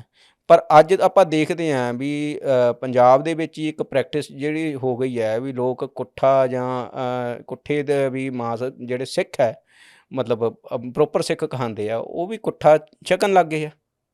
ਸੋ ਇਸ ਕਰਕੇ ਜੇ ਆਪਾਂ ਦੇਖਦੇ ਹਾਂ ਵੀ ਕੁਝ ਚੀਜ਼ਾਂ ਕੋਈ ਵੀ ਧਰਮ ਦੇ ਇੱਕ ਕਸਟਮ ਹੁੰਦੇ ਮੀਟ ਹੀ ਕੋ ਫਿਰ ਬਹੁਤ ਸਾਰਾ ਕੁਝ ਜਿਹਾ ਕਰਨ ਲੱਗੇ ਜੋ ਗੁਰੂ ਸਾਹਿਬ ਨੇ ਨਹੀਂ ਕਿਹਾ ਸੀ। ਹਾਂ ਬਿਲਕੁਲ ਬਿਲਕੁਲ ਬਿਲਕੁਲ ਬਿਲਕੁਲ ਬਿਲਕੁਲ ਕਿੰਨਾ ਕੁਝ ਸਿੱਖ ਜਿਹਾ ਕੁਝ ਕਰਨ ਲੱਗੇ ਜਿਹੜਾ ਗੁਰੂ ਸਾਹਿਬ ਨੇ ਕਿਹਾ ਸੀ ਉਹਨੂੰ ਹਨਾ ਉਹ ਤਾਂ ਆਪਾਂ ਦੇਖਦੇ ਹਾਂ ਇਵਨਿੰਗ ਇੰਸਟੀਟਿਊਸ਼ਨ ਸਿੱਖਾਂ ਦੇ। ਮੈਂ ਉਹੀ ਕਹਿ ਰਿਹਾ ਵੀ ਕੋਈ ਵੀ ਇੰਸਟੀਟਿਊਸ਼ਨ ਹੈ ਆਪਾਂ ਹੁਣ ਜੋ ਮਹਾਰਾਜ ਨੇ ਕਿਹਾ ਵੈ ਜੋ ਰੀਤਾਂ ਹੈ ਜਾਂ ਉਹਦੀ ਸਾਰਿਆਂ ਦੀ ਪਾਲਣਾ ਹੋਣੀ ਚਾਹੀਦੀ ਹੈ। ਹੁਣ ਆਪਾਂ ਕਿਸੇ ਵੀ ਥਾਂ ਉਹਦੀ ਓਬਜੈਕਸ਼ਨ ਨਹੀਂ ਕਰ ਸਕਦੇ ਵੀ ਜਿਹੜਾ ਉਹਨਾਂ ਦਾ ਸੈਟਅਪ ਬਣਿਆ ਹੋਇਆ ਜੇ ਕੇਸਾਂ ਦੀ ਮਰਿਆਦਾ ਹੈ ਤਾਂ ਕੇਸਾਂ ਦੀ ਮਰਿਆਦਾ ਹੋਣੀ ਚਾਹੀਦੀ ਹੈ। ਅਤੇ ਉਹ ਜਿਹੜਾ ਅੰਮ੍ਰਿਤਧਾਰੀ ਸਿੱਖ ਅਤੇ ਦੂਜੇ ਦਾ ਜਿਹੜਾ ਇੱਕ ਡਿਫਰੈਂਸ ਹੈ ਖਾਲਸਾ ਅਤੇ ਆਮ ਸਿੱਖ ਦਾ ਉਹ ਡਿਫਰੈਂਸ ਹੈਗਾ। ਉਹਦੇ ਜਿਹੜੇ ਸਪੈਸ਼ਲ ਰਾਈਟ ਹੈ ਉਹ ਹੋਣੇ ਚਾਹੀਦੇ ਆ। ਆਪਾਂ ਕਹਿ ਦਈਏ ਕਿ ਅੱਜ ਜੇ ਕੱਲ੍ਹ ਨੂੰ ਮਤਲਬ ਜੇ ਅੱਜ ਆਪਾਂ ਕਹਿੰਦੇ ਵੀ ਆ ਝਟਕੇ ਪ੍ਰੈਕਟਿਸ 'ਤੇ ਆਪਾਂ ਓਬਜੈਕਸ਼ਨ ਕਰਾਂਗੇ, ਕੱਲ੍ਹ ਨੂੰ ਆਪਾਂ ਇਹ ਓਬਜੈਕਸ਼ਨ ਕਰਾਂਗੇ ਜੀ ਸਿੱਖਾਂ ਨੂੰ ਹਥਿਆਰ ਨਹੀਂ ਰੱਖਣਾ ਚਾਹੀਦਾ ਜਾਂ ਸਿੱਖਾਂ ਨੂੰ ਕਿਰਪਾਨ ਨਹੀਂ ਰੱਖਣੀ, ਗਾਤਰਾ ਨਹੀਂ ਪਾਉਣਾ ਚਾਹੀਦਾ। ਮਤਲਬ ਇਹ ਜਿਹੜੀ ਆ ਨਾ ਇਹੋ ਜਿਹੇ ਮਾਹੌਲ ਪ੍ਰਸੰਗ ਘੜੇ ਜਾ ਰਹੇ ਆ ਸਿੱਖ ਜਿਹੜੀ ਪ੍ਰੈਕਟਿਸ ਨੂੰ ਕਮਜ਼ੋਰ ਕਰਨ ਲਈ। ਸੋ ਮੈਨੂੰ ਲੱਗਦਾ ਹੈ ਵੀ ਜੇ ਕੋਈ ਬੰਦਾ ਮਤਲਬ ਮਾਸ ਖਾਂਦਾ ਵੀ ਹੈ ਤਾਂ ਕੋਈ ਦਿੱਕਤ ਨਹੀਂ ਹੈ ਉਹਦੇ ਵਿੱਚ। ਸਾਨੂੰ ਧਾਰਮਿਕ ਲਿਹਾਜ਼ ਤੋਂ ਨਹੀਂ ਗੱਲ ਕਰਨੀ ਚਾਹੀਦੀ। ਹਾਂ ਬੰਦੇ ਦੀ ਆਪਣੀ ਕੌਨਸ਼ੀਅਸਨੈਸ ਹੈਗੀ ਹੈ ਜਾਂ ਹੋਰ ਹੋ ਸਕਦਾ ਕਿਸੇ ਨੂੰ ਮੀਟ 'ਚੋਂ ਕੋਈ ਫਾਇਦੇ ਲੱਗਦੇ ਹੋਣ, ਕਿਸੇ ਨੂੰ ਮੀਟ 'ਚੋਂ ਕੋਈ ਨੁਕਸਾਨ ਲੱਗਦੇ ਹੋਣ, ਜਾਂ ਕਿਸੇ ਨੂੰ ਲੱਗਦਾ ਹੋਵੇ ਵੀ ਇਹ ਜਾਨਵਰਾਂ 'ਤੇ ਜ਼ੁਲਮ ਹੈ ਜਾਂ ਹੋਰ ਹੈ। ਉਹ ਹਰੇਕ ਬੰਦੇ ਦੀ ਇੰਡੀਵਿਜੂਅਲ ਤੌਰ 'ਤੇ ਆਪ ਦੀ ਇੱਕ ਵਿਆਖਿਆ ਹੋ ਸਕਦੀ ਹੈ। ਕੌਮ ਦੀ ਕੌਨਸ਼ੀਅਸਨੈਸ ਕਲੈਕਟਿਵ ਹੁੰਦੀ ਹੈ ਜਾਂ ਇੰਡੀਵਿਜੂਅਲ ਹੁੰਦੀ ਹੈ? ਦੇਖੋ ਕੌਮ ਦੀ ਕੌਨਸ਼ੀਅਸਨੈਸ ਕਲੈਕਟਿਵ ਹੁੰਦੀ ਹੈ, ਠੀਕ ਹੈ, ਪਰ ਕਲੈਕਟਿਵਨੈਸ ਦੇ ਵਿੱਚੋਂ ਵੀ ਕੁਛ ਕੌਮ ਲਈ ਨਾ ਇੱਕ ਕੀ ਕਹਿੰਦੇ ਆ ਸੋਰਟ ਆਫ ਜਿਹੜੀ ਉਹਨਾਂ ਦੀ ਇੱਕ ਜ਼ਰੂਰੀ ਚੀਜ਼ਾਂ ਹੁੰਦੀਆਂ ਹੈ ਉਹ ਤਾਂ ਉਹਨਾਂ ਨੂੰ ਦਿੱਤੀਆਂ ਹੁੰਦੀਆਂ ਨਾ। ਹੁਣ ਜੇ ਸਿੱਖਾਂ ਨੂੰ ਹਥਿਆਰ ਦਾ ਹੱਕ ਹੈ, ਹਥਿਆਰ ਦਾ ਹੱਕ ਕਿਸੇ ਸੋਚ ਤਹਿਤ ਹੀ ਦਿੱਤਾ। ਹੁਣ ਜੇ ਕੋਈ ਕਹਿ ਦੇਵੇ ਜੀ ਅੱਜ ਹਥਿਆਰ ਦੀ ਕੀ ਲੋੜ ਹੈ, ਇਹ ਤੁਸੀਂ ਕਿਹਾ ਨਾ ਕਿ ਕਿਸੇ ਦੀ ਕੌਨਸ਼ੀਅਸ ਹੋ ਸਕਦੀ ਹੈ ਕੋਈ ਖਾਣਾ ਚਾਹੁੰਦਾ ਜਾਂ ਨਹੀਂ ਖਾਣਾ ਚਾਹੁੰਦਾ। ਇਹ ਗੱਲ ਕਲੈਕਟਿਵ ਹੋ ਸਿੱਖਾਂ ਜਾਂ ਨਹੀਂ ਹੋਊਗੀ? ਮੈਂ ਪੁੱਛ ਰਿਹਾ ਮਾਸ ਖਾਣ ਦਾ ਕਲੈਕਟਿਵ ਪ੍ਰੈਕਟਿਸ ਹੋਣੀ ਚਾਹੀਦੀ ਹੈ ਜਾਂ ਤੁਹਾਨੂੰ ਲੱਗਦਾ ਵੀ ਇੰਡੀਵਿਜੂਅਲ ਤਾਂ ਨੇਗੇਟ ਹੁੰਦੇ ਨਹੀਂ ਕਲੈਕਟਿਵ ਇੱਕ ਪਾਸੇ ਤੁਹਾਨੂੰ ਫਿਕਰ ਆਗਾ ਵੀ ਕਿਤੇ ਛੱਡ ਨਾ ਜਾਣ ਜੋ ਗੁਰੂ ਸਾਹਿਬ ਨੇ ਗੱਲ ਛੱਡੀ ਜਾਂਦੇ ਨੇ। ਗੱਲ ਸੁਣੋ ਜਿਹੜੀ ਕਲੈਕਟਿਵ ਦਾ ਵੀ ਉਹ ਹੈ ਵੀ ਤੁਸੀਂ ਹੁਣ ਸਿੱਖੀ ਨੂੰ ਜਾਂ ਤਾਂ ਇੱਕ ਸਥਾਨ ਤੱਕ ਸੀਮਿਤ ਕਰਕੇ ਦੇਖੋਗੇ। ਹੁਣ ਮੰਨ ਲਓ ਕਿ ਸਿੱਖ ਜਿਹੜਾ ਹੋਊਗਾ ਬੰਗਾਲੀ ਹੋਊਗਾ, ਬੰਗਾਲ ਦੀ ਜਿਹੜੀ ਫੂਡ ਹੈਬਿਟਸ ਹੈ ਉਹਦੇ ਵਿੱਚ ਮੱਛੀ ਹੈ। ਜੇ ਮੰਨ ਲਓ ਕਿ ਸਿੱਖ ਮੰਗੋਲੀਆ 'ਚ ਹੈ ਉੱਥੇ ਖੇਤੀਬਾੜੀ ਨਹੀਂ ਹੁੰਦੀ, ਉਹਨੂੰ ਮੀਟ ਖਾਣਾ ਪਊਗਾ। ਜੇ ਉਹ ਰਸ਼ੀਆ 'ਚ ਹੈ ਜਿੱਥੇ ਠੰਡ ਜ਼ਿਆਦਾ ਹੁੰਦੀ ਹੈ, ਜਿੱਥੇ ਖੇਤੀਬਾੜੀ ਦਾ ਇਹ ਕੋਈ ਥਾਂ ਹੀ ਨਹੀਂ ਹੈਗੀ, ਤਾਂ ਉਹ ਉੱਥੇ ਮਾਸ ਹੀ ਖਾਊਗਾ। ਸੋ ਉਸ ਹਾਲਾਤ ਦੇ ਵਿੱਚ ਜੇ ਉਹਦੀ ਕੋਈ ਬਾਊਂਡੇਸ਼ਨ ਤਾਂ ਨਹੀਂ ਹੈਗੀ ਉਹਨੂੰ ਵੀ ਤੂੰ ਆਹ ਨਹੀਂ ਕਰਨਾ ਆਹ ਕਰਨਾ। ਖਾਣ ਪੀਣ ਦੇ ਮਸਲੇ ਦੇ ਵਿੱਚ ਉਹਦੇ ਲਈ ਸਭ ਤੋਂ ਵੱਡੀ ਬਾਊਂਡੇਸ਼ਨ ਇਹੀ ਹੈ ਵੀ ਜੇ ਤੂੰ ਮੀਟ ਖਾਣਾ ਹੈ ਤਾਂ ਝਟਕਾ ਖਾਣਾ। ਹੁਣ ਜਿਹੜਾ ਮੁਲਕ ਚਲੋ ਆਪਾਂ ਹੀ ਆ ਜਾਣਾ ਜਿਨ੍ਹਾਂ ਮੁਲਕਾਂ ਦੇ ਅੰਦਰ ਝਟਕੇ ਦੀ ਪ੍ਰੈਕਟਿਸ ਹੀ ਨਹੀਂ ਹੈਗੀ, ਫਿਰ ਉੱਥੇ ਦਾ ਸਿੱਖ ਕੀ ਕਰੂਗਾ? ਫਿਰ ਉਹਨੂੰ ਤਾਂ ਖਾਣਾ ਪਊ ਕੁਛ ਨਾ ਕੁਛ। ਤੇ ਉਹਨੂੰ ਮੇਰੇ ਹਿਸਾਬ ਨਾਲ ਉੱਥੇ ਉਹਨੂੰ ਹੱਕ ਲੈਣਾ ਚਾਹੀਦਾ। ਗਲੋਬਲ ਰਸ਼ੀਆ 'ਚ ਕਿੰਨੇ ਸਿੱਖ ਹੋਣਗੇ ਵਿਚਾਰੇ, ਕਿੱਥੇ ਹੱਕ ਲੈ ਲੈਣਗੇ? ਜਾਂ ਹੋਰ ਥਾਵਾਂ ਦੇ ਉੱਤੇ ਤੁਹਾਨੂੰ ਪਤਾ ਹੀ ਆ ਹੁਣ ਇਹ ਗੱਲ। ਆਪਾਂ ਉਹ ਗੱਲ ਕਿਹੜੀ ਪ੍ਰੈਕਟੀਕਲੀ ਸੰਭਵ ਆ ਗਈ। ਮੈਂ ਤੁਹਾਨੂੰ ਇਸ ਗੱਲ ਦਾ ਇੱਕ ਜਵਾਬ ਦਿੰਦਾ। ਦੁਨੀਆ ਭਰ ਦੇ ਵਿੱਚ ਹਲਾਲ ਸਰਟੀਫਿਕੇਸ਼ਨ ਹੋ ਰਿਹਾ। ਕਈ ਜਗ੍ਹਾ ਇਹੋ ਜਿਹੀਆਂ ਵੀ ਹੈ ਜਿੱਥੇ ਮੁਸਲਿਮ ਮੈਜੋਰਿਟੀ 'ਚ ਨਹੀਂ ਹੈ ਜਾਂ ਬਹੁਤ ਘੱਟ ਹੈ, ਪਰ ਫਿਰ ਵੀ ਉਹ ਆਪਦੇ ਲਈ ਮੰਗ ਕਰਦੇ ਆ ਹਲਾਲ ਸਰਟੀਫਿਕੇਸ਼ਨ ਦੀ, ਠੀਕ ਹੈ ਨਾ। ਤਾਂ ਫਿਰ ਜੇ ਕੋਈ ਸਿੱਖ ਲੈ ਰਿਹਾ ਹੈ ਤਾਂ ਉਹਨੂੰ ਮਿਲ ਜਾਣਾ ਚਾਹੀਦਾ। ਉਹ ਅੱਜ ਕੱਲ੍ਹ ਜੇ ਸਟੋਰ ਕੰਜ਼ਿਊਮਰ ਮਾਰਕੀਟ ਹੈ, ਜੇ ਕਿਸੇ ਹੋਰ ਫਿਰਕੇ ਲਈ ਖੁੱਲ੍ਹ ਸਕਦੀ ਹੈ ਜਾਂ ਡਿਮਾਂਡ ਹੋਊਗੀ ਜਾਂ ਮੰਗ ਕਰੂਗੇ ਤਾਂ ਇਹਨਾਂ ਦੀ ਵੀ ਬਹਾਲੀ ਹੋਊਗੀ, ਠੀਕ ਹੈ ਨਾ। ਕਰਤਾਰ ਸਿੰਘ ਝੱਬਰ ਵਾਲਾ ਤੁਸੀਂ ਜਿਹੜਾ ਦੱਸ ਰਹੇ ਸੀਗੇ, ਜੇ ਇਹ ਗੱਲ ਮੁਗਲਾਂ ਵੇਲੇ ਸ਼ੁਰੂ ਹੋ ਗਈ ਸੀਗੀ, ਫਿਰ ਕਰਤਾਰ ਸਿੰਘ ਝੱਬਰ ਹੋਰਾਂ ਨੂੰ ਝਟਕਾ ਕਾਨਫਰੰਸ ਕਰਨ ਦੀ ਜਾਂ ਅੰਗਰੇਜ਼ਾਂ ਨਾਲ ਇਹ ਗੱਲਾਂ ਰੱਖਣ ਦੀ ਕੀ ਲੋੜ ਪੈ ਗਈ ਜਦੋਂ ਤੁਸੀਂ ਕਹਿੰਦੇ ਹੋ ਤਾਂ ਬਹੁਤ ਪਹਿਲਾਂ ਪ੍ਰੈਕਟਿਸ ਸ਼ੁਰੂ ਹੋ ਗਈ ਸੀ ਸਿੱਖਾਂ 'ਚ? ਦੇਖੋ ਕਲੈਸ਼ ਹੁੰਦਾ ਰਿਹਾ ਨਾ ਮੁਸਲਿਮ ਚੌਧਰੀਆਂ ਦਾ, ਜਿੱਥੇ ਕਲੈਸ਼ ਹੁੰਦਾ ਰਿਹਾ, ਖਾਸ ਕਰ ਇਹਦੇ ਵਿੱਚ ਵੀ ਪੰਜਾਬ ਨੂੰ ਜੇ ਸਮਝਣਾ ਹੋਵੇ। ਝਟਕਾ ਕਾਨਫਰੰਸ ਕਾਫੀ ਲੋਕ ਆਏ ਸੀ। ਹਾਂਜੀ, ਇਹ ਤਾਂ ਪੂਰਾ ਮੋਰਚਾ ਹੀ ਲੱਗਾ ਸੀਗਾ, ਬਕਾਇਦਾ 50 ਬੱਕਰੇ ਝਟਕੇ ਗਏ ਆ ਉੱਥੇ। ਹਾਂਜੀ ਮੀਟ ਬਣਾਇਆ ਉਹਨਾਂ ਦਾ, ਹਾਂਜੀ ਲੰਗਰ 'ਚ ਛਕਾਇਆ ਗਿਆ, ਬਕਾਇਦਾ ਰੈਫਰੈਂਸ ਹੈ, SGPC ਨੇ ਕਿਤਾਬ ਛਾਪੀ ਹੈ ਅੰਮ੍ਰਿਤਧਾਰੀ ਸਿੰਘਾਂ ਨੂੰ। ਹਾਂਜੀ ਉਹ ਸਾਰਾ ਅਖੰਡ ਪਾਠ ਸਾਹਿਬ ਪ੍ਰੋਪਰ ਖੁੱਲ੍ਹਿਆ ਹੈ ਉੱਥੇ। ਕੀ ਮਸਲਾ ਕੀ ਹੋ ਗਿਆ ਸੀਗਾ, ਉਹ ਇੱਕ ਸਿੱਖ ਇਹ ਘਟਨਾ ਨੂੰ ਡਿਟੇਲ ਸੁਣਾ ਦਿਓ, ਕਿੱਥੋਂ ਦੀ ਸੀਗੀ, ਮੈਂ ਤੁਹਾਨੂੰ ਉਹ ਦੱਸਦਾ। ਕਾਨਫਰੰਸ ਹੋਈ, ਕਿੰਨੇ ਬੱਕਰੇ ਆਏ, ਕਿਹੜਾ ਮੀਟ ਛਕਾਇਆ?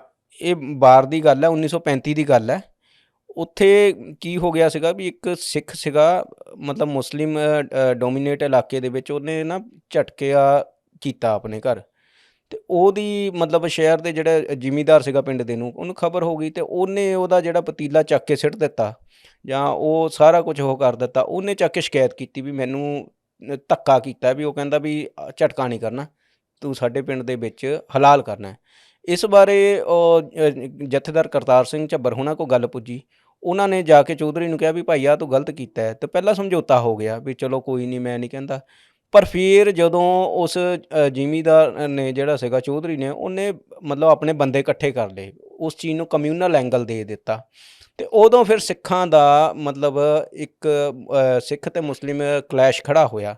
ਉਹਦੇ ਵਿੱਚ 6 ਬੰਦੇ ਫਿਰ ਮੁਸਲਿਮ ਪੱਖ ਦੇ ਮਾਰੇ ਗਏ, ਵਿੱਚੋਂ 2-3 ਬੰਦੇ ਤਾਂ ਹਿੰਦੂ ਹੀ ਸੀਗੇ, ਹਿੰਦੂ ਇੱਕ ਸੈਨ ਕਮਿਊਨਿਟੀ ਦਾ ਸੀਗਾ, ਮਤਲਬ 2 ਬੰਦੇ, ਅਤੇ ਕੁਛ ਇੱਕ ਮਤਲਬ ਹੋਰ ਕੰਮੀ ਸੀਗੇ ਉਹਨਾਂ ਦੇ, ਅਤੇ ਮਤਲਬ 6 ਬੰਦਿਆਂ ਦੀ ਮੌਤ ਹੋ ਗਈ ਮੁਸਲਿਮ ਪੱਖ ਦੇ।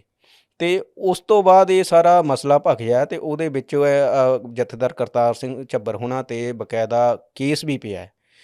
ਸਿੱਖਾਂ ਨੇ ਉਦੋਂ ਮੋਰਚਾ ਲਗਾਇਆ ਸੀਗਾ, ਉਦੋਂ ਬਕਾਇਦਾ 50 ਬੱਕਰੇ ਝਟਕੇ ਗਏ। ਅਤੇ ਫਿਰ ਜਿਹੜਾ ਸੀਗਾ ਸਰਦਾਰ ਸੁੰਦਰ ਸਿੰਘ ਮਜੀਠੀਏ ਹੋਣਾ ਨੇ, ਉਦੋਂ ਸਰ ਸਿਕੰਦਰ ਹਯਾਤ ਖਾਂ ਸੀਗੇ ਮੇਨ, ਅਤੇ ਯੂਨੀਅਨਿਸਟ ਪਾਰਟੀ ਦਾ ਥੋੜ੍ਹਾ ਦਬਦਬਾ ਸੀ ਪੰਜਾਬ ਦੇ ਵਿੱਚ। ਫਿਰ ਸਰ ਸਿਕੰਦਰ ਮਤਲਬ ਲੇਟਰ ਔਨ ਸਟੇਜ ਦੇ ਵਿੱਚ ਸਰ ਸਿਕੰਦਰ ਹਯਾਤ ਖਾਨ ਦੇ ਨਾਲ ਜਿਹੜਾ ਸੁੰਦਰ ਸਿੰਘ ਮਜੀਠੀਏ ਨੇ ਗੱਲ ਕੀਤੀ ਇਸ ਬਾਰੇ, ਅਤੇ ਉਸ ਤੋਂ ਬਾਅਦ ਇਹ ਮਸਲਾ ਨਿਬੜਿਆ, ਅਤੇ ਦੋਹਾਂ ਭਾਈਚਾਰਿਆਂ ਦੇ ਵਿੱਚ ਸਹਿਮਤੀ ਬਣੀ ਹੈ। ਅਤੇ ਫਿਰ ਉਦੋਂ ਹੀ ਯੂਨੀਅਨਿਸਟ ਗੌਰਮੈਂਟ ਦੇ ਵੇਲੇ ਬਕਾਇਦਾ ਸਿੱਖਾਂ ਨੂੰ ਝਟਕੇ ਦਾ ਹੱਕ ਮਿਲਿਆ।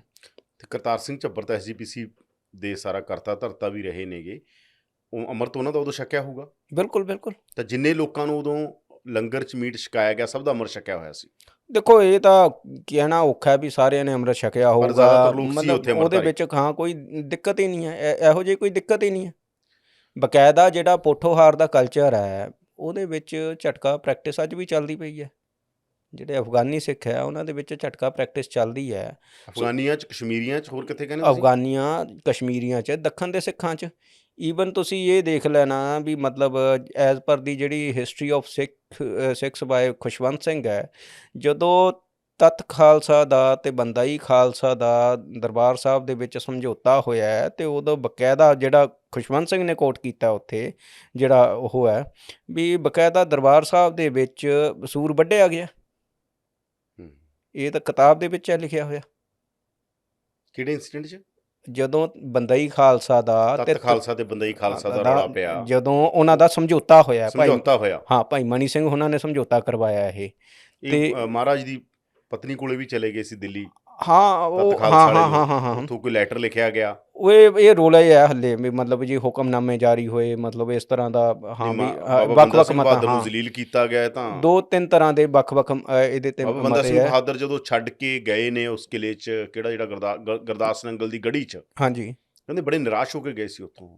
ਨਹੀਂ, ਇਹੋ ਜਿਹੀ ਕੋਈ ਉਹ ਨਹੀਂ ਸੀ ਕਿ ਜਿਹੜੀ ਐਜ਼ ਪਰ ਦੀ ਤੁਸੀਂ ਸਿੱਖ ਹਿਸਟਰੀ ਬਾਏ ਖੁਸ਼ਵੰਤ ਸਿੰਘ ਪੜ੍ਹ ਲਓ, ਉਹਦੇ ਵਿੱਚ ਖੁਸ਼ਵੰਤ ਸਿੰਘ ਦੀ ਹਿਸਟਰੀ ਕਿਉਂ ਬੜੇ ਲੋਕਾਂ ਨੇ, ਤੁਸੀਂ ਉਹਦੇ ਵਿੱਚ ਗੱਲ ਤਾਂ ਸੁਣੋ, ਸੁਖਦਿਆਲ ਸਿੰਘ ਨੇ ਲਿਖਿਆ, ਬੜੇ ਲੋਕਾਂ ਨੇ ਲਿਖੀ। ਉਹਦੇ ਵਿੱਚ 2 ਗੱਲਾਂ ਲਿਖੀਆਂ ਸੀ ਵੀ ਭਾਈ ਵਿਨੋਦ ਸਿੰਘ ਵਾਲਾ ਮਸਲਾ ਜਿਹੜਾ ਸੀਗਾ, ਉਹ 2 ਜਿਹੜੇ ਉਹਨਾਂ ਨੇ ਵਿਆਹ ਕਰਾਇਆ, ਇਸ ਗੱਲ ਦੇ ਖਿਲਾਫ ਪ੍ਰਚਾਰ ਕੀਤਾ ਗਿਆ।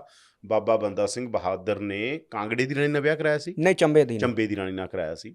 ਚੰਬੇ ਦੀ ਰਾਣੀ ਨਾਲ ਵਿਆਹ ਕਿਉਂ ਕਰਾਇਆ ਹੈਗਾ, ਇਹ ਗੱਲ ਨੂੰ ਵਿਵਾਦਤ ਬਣਾ ਕੇ, ਮੁੱਦਾ ਬਣਾ ਕੇ ਅਕਾਲ ਤਖਤ ਤੇ ਲੈ ਕੇ ਗਏ। ਇਸ ਗੱਲ ਨੂੰ ਨਾ 2 ਤਰ੍ਹਾਂ ਸਮਝੋ ਵੀ ਅਸਲ 'ਚ ਜਿਹੜਾ ਵਿਆਹ ਕਰਾਉਣਾ ਤਾਂ ਮਨਾਹੀ ਨਹੀਂ ਸਿੱਖਾਂ 'ਚ। ਅਸਲ 'ਚ ਨਾ ਕੀ ਹੋ ਰਿਹਾ ਸੀਗਾ ਉਸ ਪੂਰੇ ਮਤਲਬ ਇੰਸੀਡੈਂਟਸ ਨੂੰ ਹੋਰ ਹਿਸਾਬ ਨਾਲ ਸਮਝੋ।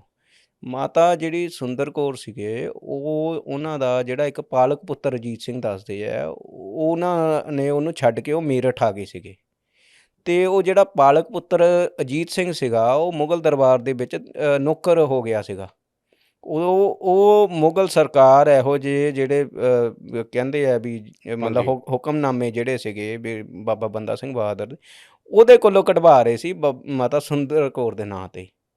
ਅਤੇ ਉਹ ਬਾਅਦ 'ਚੋਂ ਮਤਲਬ ਉਹ ਜਿਹੜਾ ਅਜੀਤ ਸਿੰਘ ਸੀਗਾ, ਉਹਨੂੰ ਮਤਲਬ ਮਾਰਿਆ ਵੀ ਮੁਗਲ ਗੌਰਮੈਂਟ ਨਹੀਂ ਸੀਗਾ, ਉਹਨੇ ਕੋਈ ਫਕੀਰ ਮਾਰ ਦਿੱਤਾ ਸੀਗਾ, ਅਤੇ ਉਹਨੂੰ ਮਤਲਬ ਹਾਥੀ ਦੇ ਥੱਲੇ, ਪੈਰ ਥੱਲੇ ਕੁਚਲਵਾ ਦਿੱਤਾ ਸੀਗਾ।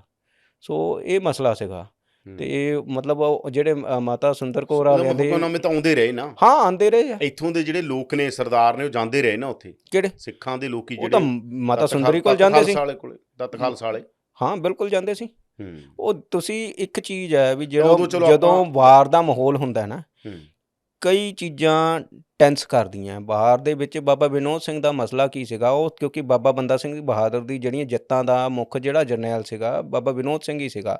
ਉਹ ਗੁਰਦਾਸ ਨੰਗਲ ਦੀ ਗੜੀ ਦਾ ਮਸਲਾ ਇਹ ਸੀਗਾ ਵੀ ਬਾਬਾ ਵਿਨੋਦ ਸਿੰਘ ਕਹਿੰਦੇ ਸੀਗੇ ਵੀ ਗੁਰੂ ਨੂੰ ਹਾਜ਼ਰ ਨਾਜ਼ਰ ਮੰਨ ਕੇ ਆਪਾਂ ਹਮਲਾ ਕਰ ਦਈਏ ਫੌਜ ਤੇ, ਮੁਗਲਾਂ ਤੇ, ਵੀ ਬਚ ਗਏ ਤਾਂ ਮਹਾਰਾਜ ਦੀ ਉਹ ਹੈ, ਨਹੀਂ ਤਾਂ ਸ਼ਹੀਦ ਤਾਂ ਹੋਵਾਂਗੇ ਹੀ।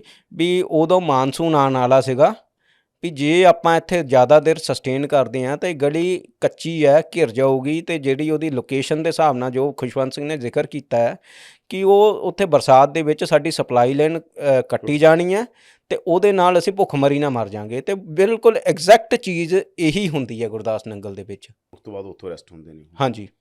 ਉਦੋਂ ਤੁਸੀਂ ਕਹਿੰਦੇ ਹੋ ਜਦੋਂ ਸਾਰਾ ਚੱਲ ਰਿਹਾ ਸੀ, ਮਤਲਬ ਸਮਝੌਤਾ ਹੁੰਦਾ ਤੱਤ ਖਾਲਸਾ ਤੇ ਬੰਦਈ ਖਾਲਸਾ ਦਾ, ਉਦੋਂ ਉੱਥੇ ਸੂਰ ਵੱਢਿਆ ਗਿਆ। ਬਿਲਕੁਲ। ਉਹ ਕਿਉਂ, ਮਤਲਬ ਕਿਸ ਰੈਫਰੈਂਸ 'ਚ? ਦੇਖੋ ਦੋ ਚੀਜ਼ਾਂ। ਜਿਹੜਾ ਸਿੱਖ ਜਿਹੜਾ ਸੀਗਾ ਨਾ, ਅਸਲ 'ਚ ਤਾਂ ਹੁਣ ਆ ਫਾਰਮੀ ਸੂਰ ਆ ਗਏ ਆ, ਜਿਹੜਾ ਸੂਰ ਦਾ ਸ਼ਿਕਾਰ ਆਮ ਹੁੰਦਾ ਸੀਗਾ। ਅਤੇ ਮੁਸਲਿਮ ਲੋਕ ਸੂਰ ਨੂੰ ਮਤਲਬ ਖਾਂਦੇ ਨਹੀਂ ਹੈ, ਕਿਉਂਕਿ ਉਹ ਕਹਿੰਦੇ ਵੀ ਇਹ ਹਲਾਲ ਨਹੀਂ ਹੈ, ਮਤਲਬ ਉਹਨਾਂ ਧਰਮ ਦੇ ਪ੍ਰੈਕਟਿਸ ਦੇ ਮੁਤਾਬਿਕ। ਅਤੇ ਸਿੱਖ ਬਕਾਇਦਾ ਤੌਰ 'ਤੇ ਸੂਰ ਵੱਢਦੇ ਹੁੰਦੇ ਸੀਗੇ, ਮਤਲਬ ਉਹ ਖਾਂਦੇ ਹੁੰਦੇ ਸੀਗੇ। ਜੰਗਲੀ ਸੂਰ ਦਾ ਸ਼ਿਕਾਰ ਵੀ ਹੁੰਦਾ ਰਿਹਾ ਵੈ। ਸੋ ਇਸ ਕਰਕੇ ਜਦੋਂ ਵੀ ਜਾਂ ਤਾਂ ਝਟਕਾ ਹੁੰਦਾ ਹੀ ਸੀਗਾ ਨੋਰਮਲੀ, ਅਤੇ ਕਈ ਵਾਰ ਸੂਰ ਵੀ ਵੱਢਿਆ ਜਾਂਦਾ। ਹੁਣ ਵੀ ਵਿਧਾਨ ਸਭਾ 'ਚ ਮਸਲਾ ਉੱਠਿਆ ਪੰਜਾਬ ਦੀ 'ਚ ਕਿ ਦੁਆਬੇ ਦੇ ਖੇਤਰਾਂ 'ਚ ਜੰਗਲੀ ਸੂਰ ਮਾਰਨ ਦੀ ਇਹ ਆਮ ਨਿਕਲਦੇ ਦਿੱਤੀ ਜਾਵੇ, ਮੰਗ ਕੀਤੀ ਗਈ ਕਿ ਬਹੁਤ ਜ਼ਿਆਦਾ ਖਰਾਬ ਕਰਦੇ ਨੇ ਮੱਕੀ ਆ ਕੇ ਫਸਲਾਂ, ਇਹਨਾਂ ਨੂੰ ਮਾਰਨ ਦਾ ਲਾਇਸੈਂਸ ਦਿੱਤਾ ਜਾਵੇ ਵੀ ਅਸੀਂ ਜੰਗਲੀ ਸੂਰ ਜਿੰਨੇ ਮਰਜ਼ੀ ਮਾਰ ਸਕਦੇ। ਇਹ ਤਾਂ 2-3 ਸਾਲ ਬਾਅਦ ਨਿਕਲਦਾ ਹੀ ਹੁੰਦਾ। ਮੈਨੂੰ ਲੱਗਦਾ ਵੀ ਜੇ ਮਤਲਬ ਸਰਕਾਰ ਸ਼ਿਕਾਰ ਨੂੰ ਇੱਕ ਬੈਲੈਂਸਡ ਵੇ 'ਚ ਮਤਲਬ ਲੀਗਲਾਈਜ਼ ਕਰ ਦੇਵੇ ਤਾਂ ਚੰਗਾ ਹੈ। ਅੱਛਾ, ਸੰਪਰਦਾਵਾਂ ਸਿੱਖ ਤੁਸੀਂ ਕਹਿੰਦੇ ਹੋਗੇ ਕਿ ਸਿੱਖਾਂ 'ਚ ਸਮੂਹਿਕ ਤੌਰ 'ਤੇ, ਕਲੈਕਟਿਵ ਤੌਰ ਦੇ ਉੱਤੇ, ਕਸਟਮ ਦੇ ਤੌਰ ਦੇ ਉੱਤੇ ਆਪਾਂ ਮੰਨ ਲੈਂਦੇ ਇਹ ਗੱਲ ਆਮ ਸੀਗੀ, ਇਹਦੇ ਲਈ ਕਾਨਫਰੰਸਾਂ ਵੀ ਹੋਈਆਂ। ਫਿਰ ਸਿੱਖਾਂ ਦੀਆਂ ਕੁਝ ਸੰਪਰਦਾਵਾਂ ਨੇ ਜਿਹੜੀਆਂ ਇਹਦੇ ਵਿਰੋਧ 'ਚ ਨੇ, ਜਿਹੜੀਆਂ ਨਹੀਂ ਮਤਲਬ ਮਾਸ ਨੂੰ ਦੇ ਨੇੜੇ ਵੀ ਨਹੀਂ ਲੱਗਦੀਆਂ, ਜਿਵੇਂ ਕਹਿੰਦੇ ਜੀਵ ਹੱਤਿਆ ਪਾਪ ਆ। ਦੇਖੋ ਇਹ ਉਹਨਾਂ ਦਾ ਆਪ ਦਾ ਸੋਚਣਾ। ਮੈਂ ਕਹਿੰਦਾ ਵੀ ਚੰਗੀ ਗੱਲ ਆ ਵੀ ਸਿੱਖਾਂ ਦੇ ਵਿੱਚ ਐਡੀ ਵੱਡੀ ਡਾਇਵਰਸਿਟੀ ਹੈ, ਇੱਕ ਪੱਖ ਖਾਂਦਾ ਇੱਕ ਪੱਖ ਨਹੀਂ ਖਾਂਦਾ, ਪਰ ਇਹ ਕੋਈ ਐਡਾ ਮਸਲਾ ਨਹੀਂ ਹੋਣਾ ਚਾਹੀਦਾ ਵੀ ਬੰਦਾ ਸੱਚਾ ਸਿੱਖ ਉਦੋਂ ਹੀ ਬਣ ਜਾਊਗਾ ਵੀ ਜੇ ਉਹ ਮਾਸ ਛੱਡ ਕੇ ਬੈਠਾ ਹੈ, ਬਟ ਬਾਕੀ ਪ੍ਰੈਕਟਿਸ ਜਿਹੜੀ ਸਿੱਖੀ ਦੀ ਹੈ ਉਹ ਅਡੋਪਟ ਨਹੀਂ ਕਰਦਾ, ਉਹਦੇ ਵਿੱਚ ਛੂਆ-ਛੂਤ ਵੀ ਕਰਦਾ, ਜਾਤ ਭਿੱਟ ਦਾ ਜਿਹੜਾ ਉਹ ਵੀ ਕਰਦਾ। ਠੀਕ ਹੈ ਨਾ। ਸੰਪਰਦਾਵਾਂ 'ਤੇ ਇਹੋ ਜਿਹੇ ਵੀ ਇਲਜ਼ਾਮ ਲੱਗਦੇ ਰਹੇ ਆ। ਹਾਲਾਂਕਿ ਮੈਂ ਇਸ ਚੀਜ਼ ਨੂੰ ਸੰਪਰਦਾਵਾਂ ਦੇ ਜਿਹੜੀ ਮਰਿਆਦਾ ਹੈ ਉਹਨੂੰ ਚੈਲੰਜ ਨਹੀਂ ਕਰਦਾ ਕਿਸੇ ਵੀ, ਪਰ ਮੈਂ ਇਹ ਵੀ ਦੇਖਦਾ ਵੀ ਕਈ ਜਗ੍ਹਾ ਇਹੋ ਜਿਹੀਆਂ ਗੱਲਾਂ ਆਉਂਦੀਆਂ ਵੀ ਉਹਦੇ ਵਿੱਚ ਛੂਆ-ਛੂਤ ਹੁੰਦੀ ਹੈ ਕਈ ਜਗ੍ਹਾ। ਨਹੀਂ, ਮੈਂ ਇਸੇ ਕਰਕੇ ਕਹਿੰਦਾ ਜਿਹੜੀ ਮਰਿਆਦਾ ਦਾ ਮਸਲਾ, ਜਿਹੜੀ ਤੁਸੀਂ ਮਰਿਆਦਾ ਦੇ ਰੈਫਰੈਂਸ ਨਾਲ ਕਹਿ ਰਹੇ ਹੋ ਨਾ ਕਿ ਮਰਿਆਦਾ 'ਚ ਇਸ ਗੱਲ ਦਾ ਜ਼ਿਕਰ ਹੈ ਕਿ ਜੇ ਖਾਣਾ ਝਟਕਾ ਖਾਣਾ ਗਾ। ਬਿਲਕੁਲ। ਤਾਂ ਉਸ ਜਿਹੜੀ ਮਰਿਆਦਾ ਹੈਗੀ, ਉਸ ਮਰਿਆਦਾ ਨੂੰ ਤਾਂ ਸਾਰੇ ਨਹੀਂ ਮੰਨਦੇ ਨਾ। ਸਿੱਖਾਂ 'ਚ ਤਾਂ ਕਿੰਨੇ ਗਰੁੱਪ ਨੇ ਜਿਨ੍ਹਾਂ ਦੀ ਆਪਣੀ ਆਪਣੀ ਮਰਿਆਦਾ ਹੈਗੀ। ਦੇਖੋ ਉਹ ਮਰਿਆਦਾ ਤੁਸੀਂ ਨਾ ਮੰਨਣ ਵਾਲੀ ਗੱਲ ਕਿੱਥੇ ਆ। ਉਹ ਜਿਹੜੇ ਮਰਿਆਦਾ ਨੇ ਜਿਹੜੇ ਮਾਸ ਨਹੀਂ ਖਾਂਦੇ, ਉਹ ਝਟਕੇ ਦੀ ਥਾਂ ਉਹ ਹਲਾਲ ਵੀ ਨਹੀਂ ਖਾਂਦੇ ਨਾ, ਉਹ ਤਾਂ ਮੀਟ ਖਾਂਦੇ ਹੀ ਨਹੀਂ ਹੈ। ਮਸਲਾ ਤਾਂ ਇਹ ਹੈ ਵੀ ਜੇ ਮੀਟ ਖਾਣਾ ਵੈ, ਸਿੱਖਾਂ ਨੂੰ ਇਹ ਹੈ ਵੀ ਝਟਕੇ ਦਾ ਹੁਕਮ ਹੈ, ਉਹ ਤੁਸੀਂ ਖਾ ਸਕਦੇ ਹੋ, ਉਹ ਬਕਾਇਦਾ ਸਿੱਖ ਰਹਿਤ ਮਰਿਆਦਾ ਦੇ ਵਿੱਚ ਮੈਂਸ਼ਨ ਹੈ। ਹੁਣ ਜਿਹੜੇ ਨਹੀਂ ਖਾਂਦੇ ਉਹਨਾਂ ਦਾ ਆਪ ਦਾ ਕਾਰਨ ਹੋ ਸਕਦਾ, ਬਟ ਉਹਦਾ ਇਸ ਚੀਜ਼ ਨਾਲ ਕੋਈ ਸੰਬੰਧ ਨਹੀਂ ਹੈ ਵੀ ਜੇ ਤੁਸੀਂ ਸਿੱਖ ਬਣਨਾ ਹੈ ਤਾਂ ਤੁਹਾਨੂੰ ਮੀਟ ਛੱਡਣਾ ਹੀ ਪੈਣਾ ਹੈ। ਇਹ ਠੀਕ ਹੈ, ਇੱਕ ਸੰਪਰਦਾ ਦੀ ਮਰਿਆਦਾ ਹੋ ਸਕਦੀ ਹੈ। ਇਹ ਜਿਹੜਾ ਜੀਵ ਹੱਤਿਆ ਵਾਲਾ ਕੰਸੈਪਟ ਹੈਗਾ ਧਰਮਾਂ 'ਚ ਆਪਾਂ ਆਮ ਹੀ ਦੇਖਦੇ ਹਾਂ। ਧਰਮ ਦਾ ਮਸਲਾ ਹੈਗਾ ਕਰੁਣਾ, ਵਿਰਾਗ, ਬਿਲਕੁਲ ਪਿਆਰ, ਹੈ ਨਾ। ਬੇਸਿਕ ਧਰਮ ਦਾ ਜੋ ਬੇਸਿਕ ਉਹ ਹੈਗਾ, ਬਾਕੀ ਉਹਦੇ ਆਲੇ ਦੁਆਲੇ ਚੀਜ਼ਾਂ ਜੁੜੀਆਂ ਹੋਈਆਂ ਨੇਗੀਆਂ ਜਿਹੜੀਆਂ ਸਿੱਖੀ 'ਚ ਵੀ ਨੇ, ਹੋਰ ਧਰਮਾਂ 'ਚ ਵੀ ਨੇ, ਜਿਹਦੇ 'ਚ ਯੁੱਧ ਨੇ, ਹੋਰ ਬਾਕੀ ਸਾਰੀਆਂ ਚੀਜ਼ਾਂ ਨੇ, ਹੈ ਨਾ। ਉਹਦਾ ਬੇਸਿਕ ਜਿਹੜਾ ਅਧਿਆਤਮਕ ਕੰਸੈਪਟ ਹੈਗਾ ਉਹ ਹੈਗਾ, ਹੈ ਨਾ, ਇਹ ਚੀਜ਼ਾਂ ਨੂੰ। ਤਾਂ ਉਹਦੇ 'ਚ ਫਿਰ ਜਦੋਂ ਜੀਵ ਹੱਤਿਆ ਦੀ ਗੱਲ ਆਉਂਦੀ ਆ, ਉਹ ਤੁਹਾਨੂੰ ਕਿੰਨੀ ਕੁ ਲੱਗਦੀ ਹੈ? ਕਿਉਂਕਿ ਬੜੇ ਲੋਕ ਇਸ ਗੱਲ ਦਾ ਕਿ ਯਾਰ ਇੱਕ ਜਿਉਂਦੇ ਜੀਵ ਨੂੰ ਮਾਰ ਦੇਣਾ। ਜਿਹੜਾ ਹਿਊਮਨ ਸਿਵਲਾਈਜੇਸ਼ਨ ਹੈ, ਹਜ਼ਾਰਾਂ ਲੱਖਾਂ ਸਾਲਾਂ ਤੋਂ ਟਰੈਵਲ ਕਰਦੀ ਆ ਰਹੀ ਹੈ, ਜਦੋਂ ਤੁਹਾਡੀ ਮਸਲਾ ਸਰਵਾਈਵਲ ਦਾ ਪੈ ਜਾਂਦਾ ਹੈ। ਹੁਣ ਮੰਨ ਲਓ ਕਿ ਇੱਕ ਜੰਗਲ ਹੈ, ਜੰਗਲ ਦੇ ਵਿੱਚ ਸ਼ੇਰ ਵੀ ਹੈ, ਜੰਗਲ ਦੇ ਵਿੱਚ ਸ਼ਾਕਾਹਾਰੀ ਜਾਨਵਰ ਵੀ ਹੈ। ਹੁਣ ਜੇ ਮੰਨ ਲਓ ਸ਼ੇਰ ਵੀ ਘਾਹ ਖਾਣ ਲੱਗ ਜਾਣ, ਜਾਂ ਜਿਹੜੇ ਮਾਸਾਹਾਰੀ ਜਾਨਵਰ ਹੈ ਘਾਹ ਖਾਣ ਲੱਗ ਜਾਣਗੇ, ਉਹ ਮਾਰੇ ਜਾਣਗੇ। ਅਤੇ ਉਹ ਜੰਗਲ ਦਾ ਵੀ ਜਿਹੜਾ ਇਕੋਲੋਜੀਕਲ ਸਿਸਟਮ ਹੈ ਉਹ ਵੀ ਡਿਸਟਰਬ ਹੋਊਗਾ। ਇੱਕ ਫੂਡ ਚੇਨ ਤਾਂ ਬਣੀ ਹੋਈ ਹੈ ਨਾ, ਇਹਨੂੰ ਤਾਂ ਡਾਰਵਿਨ ਵੀ ਕਹਿੰਦਾ ਪਿਆ ਨਾ। ਸੋ ਇਸ ਕਰਕੇ ਇਹ ਪੁਰਾਣੇ ਪਰ ਜੰਗਲ ਤੋਂ ਸਾਡਾ ਇੱਥੇ ਤੱਕ ਪਹੁੰਚਣ ਦਾ ਇੱਕ ਸਿਵਲਾਈਜੇਸ਼ਨ ਦਾ ਤਰੀਕਾ ਵੀ ਹੈ ਨਾ, ਜਿੱਥੇ ਲੋੜ ਨਹੀਂ ਹੈਗੀ, ਜਿੱਥੇ ਲੋੜ ਆ ਤੁਸੀਂ ਕਹਿੰਦੇ ਉੱਥੇ ਆ, ਜਿੱਥੇ ਲੋੜ ਨਹੀਂ ਹੈਗੀ ਉੱਥੇ ਹੀ ਮਾਸ ਕਰਦਾ ਦੇਖੋ ਜਾ ਰਿਹਾ। ਪੁਰਾਣੇ ਜ਼ਮਾਨੇ 'ਚ ਕੀ ਹੁੰਦਾ ਸੀ, ਬੰਦੇ ਦੇ ਕੋਲ ਜਦੋਂ ਪ੍ਰੋਪਰਟੀ ਨਹੀਂ ਹੁੰਦੀ ਸੀ ਤਾਂ ਉਹਦਾ ਮਾਲ ਡੰਗਰ ਹੀ ਉਸਦੀ ਸਭ ਤੋਂ ਵੱਡੀ ਪ੍ਰੋਪਰਟੀ ਹੁੰਦੀ ਸੀ। ਅਤੇ ਉਹ ਜਦੋਂ ਜਿਹੜੀ ਬਲੀ ਦੀ ਵੀ ਪ੍ਰਥਾ ਆਈ ਹੈ ਕਈ ਜਗ੍ਹਾ ਕਸਟਮ 'ਚ, ਬੰਦੇ ਕੋਲ ਸਭ ਤੋਂ ਕੀਮਤੀ ਚੀਜ਼ ਜਿਹੜੀ ਸੀ ਉਹ ਆਪਦੇ ਦੇਵਤਾ ਨੂੰ ਅਰਪਣ ਕਰਨੀ ਹੁੰਦੀ ਸੀ। ਆਦੀਵਾਸੀਆਂ ਦਾ ਜਿਹੜਾ ਸਟਿਲ ਵੀ ਜਿਹੜਾ ਹੁਣ ਵੀ ਕੰਸੈਪਟ ਚੱਲਦਾ ਹੈ ਹਿੰਦੂਆਂ ਦੇ ਵਿੱਚ, ਜਿਹੜਾ ਖਾਸ ਕਰ ਆਦੀਵਾਸੀਆਂ ਦਾ ਹੱਲੇ ਵੀ ਹੈ। ਈਵਨ ਸ਼ੈਵ ਮੱਤ ਦੇ ਵਿੱਚ ਵੀ ਭਗਵਾਨ ਸ਼ੰਕਰ ਨੂੰ ਬਲੀ ਚੜ੍ਹਦੀ ਹੈ, ਜਾਂ ਕਾਲੀ ਦੇਵੀ ਮਾਤਾ ਨੂੰ ਵੀ ਝੋਟਾ ਚੜ੍ਹਦਾ ਹੈ। ਉਹ ਇੱਕ ਪ੍ਰੈਕਟਿਸ ਇਹੀ ਸੀਗੀ ਵੀ ਕਿਉਂਕਿ ਮਾਲ ਡੰਗਰ ਹੀ ਤੁਹਾਡੀ ਜਿਹੜੀ ਮੇਨ ਪ੍ਰੋਪਰਟੀ ਹੁੰਦੀ ਸੀ। ਉਦੋਂ ਖੇਤਾਂ ਵਾਲਾ ਸਿਸਟਮ ਨਹੀਂ ਸੀਗਾ ਵੀ ਆਹ ਖੇਤ ਤੁਹਾਡੇ ਤੁਸੀਂ ਖੇਤ ਦੇ ਮਾਲਕ ਹੋ। ਤੁਹਾਡੇ ਕੋਲ ਜਿੰਨੀ ਜ਼ਿਆਦਾ ਦੁਨੀਆ ਭਰ ਦੇ ਵਿੱਚ ਹੀ ਇਹ ਸੀਗਾ ਵੀ ਤੁਹਾਡੇ ਕੋਲ ਜਿੰਨਾ ਜ਼ਿਆਦਾ ਮਾਲ ਡੰਗਰ ਹੈ ਉਹੀ ਤੁਹਾਡੀ ਵੈਲਥ ਗਿਣੀ ਜਾਂਦੀ ਹੁੰਦੀ ਸੀਗੀ, ਅਤੇ ਉਹਦੇ ਵਿੱਚੋਂ ਹੀ ਉਹੀ ਤੁਹਾਡੀ ਕੀਮਤੀ ਚੀਜ਼ ਹੁੰਦੀ ਸੀ, ਅਤੇ ਉਹੀ ਚੀਜ਼ ਤੁਸੀਂ ਸਿੰਬੋਲੀਕਲੀ ਆਪ ਦੇ ਦੇਵਤਾ ਨੂੰ ਭੇਂਟ ਕਰਦੇ ਹੁੰਦੇ ਸੀਗੇ। ਸੋ ਹੌਲੀ ਹੌਲੀ ਮਤਲਬ ਦੁਨੀਆ ਜਿਹੜੀ ਆ ਗਈ, ਖੇਤੀਬਾੜੀ ਸ਼ੁਰੂ ਹੋ ਗਈ ਤਾਂ ਵੈਜੀਟੇਰੀਅਨ ਕੰਸੈਪਟ ਆ ਗਿਆ ਉਹਦੇ ਵਿੱਚੋਂ। ਪਰ ਆ ਜਿਹੜਾ ਹਿੰਦੂਆਂ ਦੇ ਵਿੱਚ ਵੀ ਹੈ ਜਾਂ ਹੋਰ ਵੀ ਇੱਕ ਪ੍ਰੈਕਟਿਸ ਆਈ ਹੈ ਵੀ ਮੀਟ ਜਿਹੜਾ ਬੰਦਾ ਸ਼ਾਕਾਹਾਰੀ ਹੈ ਉਹੀ ਸਿਰਫ ਹਿੰਦੂ ਹੋ ਸਕਦਾ ਹੈ, ਵੀ ਮਤਲਬ ਗਲਤ ਉਹਦੇ ਵਿੱਚੋਂ ਆਈ ਹੈ, ਮਾਡਰਨ ਵਿਆਖਿਆ 'ਚੋਂ ਆਈ ਹੈ। ਇਹੋ ਜਿਹਾ ਕੁਛ ਵੀ ਨਹੀਂ ਸੀਗਾ। ਇਹ ਹਾਲਾਤ ਤੇ ਹੈ, ਜਿਹੜੇ ਬੰਦੇ ਵਨਵਾਸੀ ਹੈ। ਮੈਂ ਕਹਿ ਰਿਹਾ ਕਿ ਜਦੋਂ ਲੋੜ ਨਹੀਂ ਹੈਗੀ ਉਦੋਂ ਮੀਟ ਖਾਣਾ, ਉਦੋਂ ਵੀ ਖਾਧਾ ਜਾ ਰਿਹਾ ਸਾਡੀ ਸੋਸਾਇਟੀ। ਤਾਂ ਦੇਖੋ ਇੱਕ ਤਾਂ ਲੋੜ ਸੀ, ਸਰਵਾਈਵਲ ਦੇ ਲਈ ਲੋੜ ਸੀਗੀ ਹੈ ਨਾ, ਠੀਕ ਹੈ, ਬਿਲਕੁਲ ਖਾ ਰਹੇ ਸੀ, ਉਦੋਂ ਕੰਮ ਵੀ ਇੰਨਾ ਹੁੰਦਾ ਸੀਗਾ, ਅਤੇ ਹੁਣ ਵੀ ਖਾਧਾ। ਹੁਣ ਬਿਮਾਰੀਆਂ ਦਾ ਕਹਿੰਦੇ ਹੈਗੇ ਕਿ ਜ਼ਿਆਦਾਤਰ ਬਿਮਾਰੀਆਂ ਨੇ ਜਿਹੜੀਆਂ ਦੁਨੀਆ 'ਤੇ ਉਹ ਮਾਸ ਨਾਲ ਲੱਗ ਰਹੀਆਂ। ਤੁਸੀਂ ਦੇਖੋ ਦੁਨੀਆ ਦੇ ਵਿੱਚ ਆਪਾਂ ਕਹਿੰਦੇ ਵੀ ਦੁਨੀਆ ਸਮਝਦਾਰ ਹੋ ਗਈ ਹੈ ਦੁਨੀਆ ਦੇ ਵਿੱਚ, ਪਰ ਵਾਇਲੈਂਸ ਨਾਲ ਹੀ ਚੱਲੀ ਜਾ ਰਹੀ ਹੈ। ਅੱਜ ਵੱਡੇ ਜਿਹੜੇ ਦੁਨੀਆ ਦੇ ਲੰਬੜਦਾਰ ਹੈ, ਕਿੱਡੇ ਬੰਦੇ ਨੇ ਹਥਿਆਰ ਬਣਾਏ ਆ, ਵਾਇਲੈਂਸ ਲਈ ਹੀ ਬਣਾਏ ਆ ਨਾ। ਨਿਊਕਲੀਅਰ ਪਾਵਰ ਬਣੀਆਂ ਆ, ਮਸ਼ੀਨ ਗੰਨਾਂ ਬਣੀਆਂ, ਉਹ ਕਾਹਦੇ ਲਈ ਹੈ। ਹੁਣ ਜਿਹੜਾ ਬੰਦੇ ਨੇ ਇੱਕ ਸਰਵਾਈਵਲ ਦਾ ਮਸਲਾ ਆ ਜਾਂਦਾ ਜਿੱਥੇ ਉਹਨੇ ਵਾਇਲੈਂਸ ਕਰਨੀ ਹੈ, ਉਹਦੇ ਵਿੱਚੋਂ ਤਾਂ ਫਿਰ ਉਹਨੂੰ ਦਇਆ ਤੋਂ ਭਟਕਣਾ ਹੀ ਪੈਣਾ। ਉਹ ਮਸ਼ੀਨ ਗਨ ਦਾ ਵਾਇਲੈਂਸ ਤੇ ਕਿਸੇ ਜਾਨਵਰ ਨੂੰ ਖਾਣ ਦੇ ਵਾਇਲੈਂਸ ਦੀ ਇੰਟੈਂਸਿਟੀ ਉਹਦੀ, ਮੈਂ ਕਹਿ ਰਿਹਾ ਜਦੋਂ ਲੋੜ ਨਹੀਂ, ਜਦੋਂ ਸਰਵਾਈਵਲ ਲਈ ਲੋੜ ਨਹੀਂ, ਉਦੋਂ ਵੀ ਖਾਧਾ ਜਾ ਰਿਹਾ। ਦੇਖੋ ਇਹ ਤਾਂ ਉਹਦੀ ਫੂਡ ਹੈਬਿਟ ਹੈ।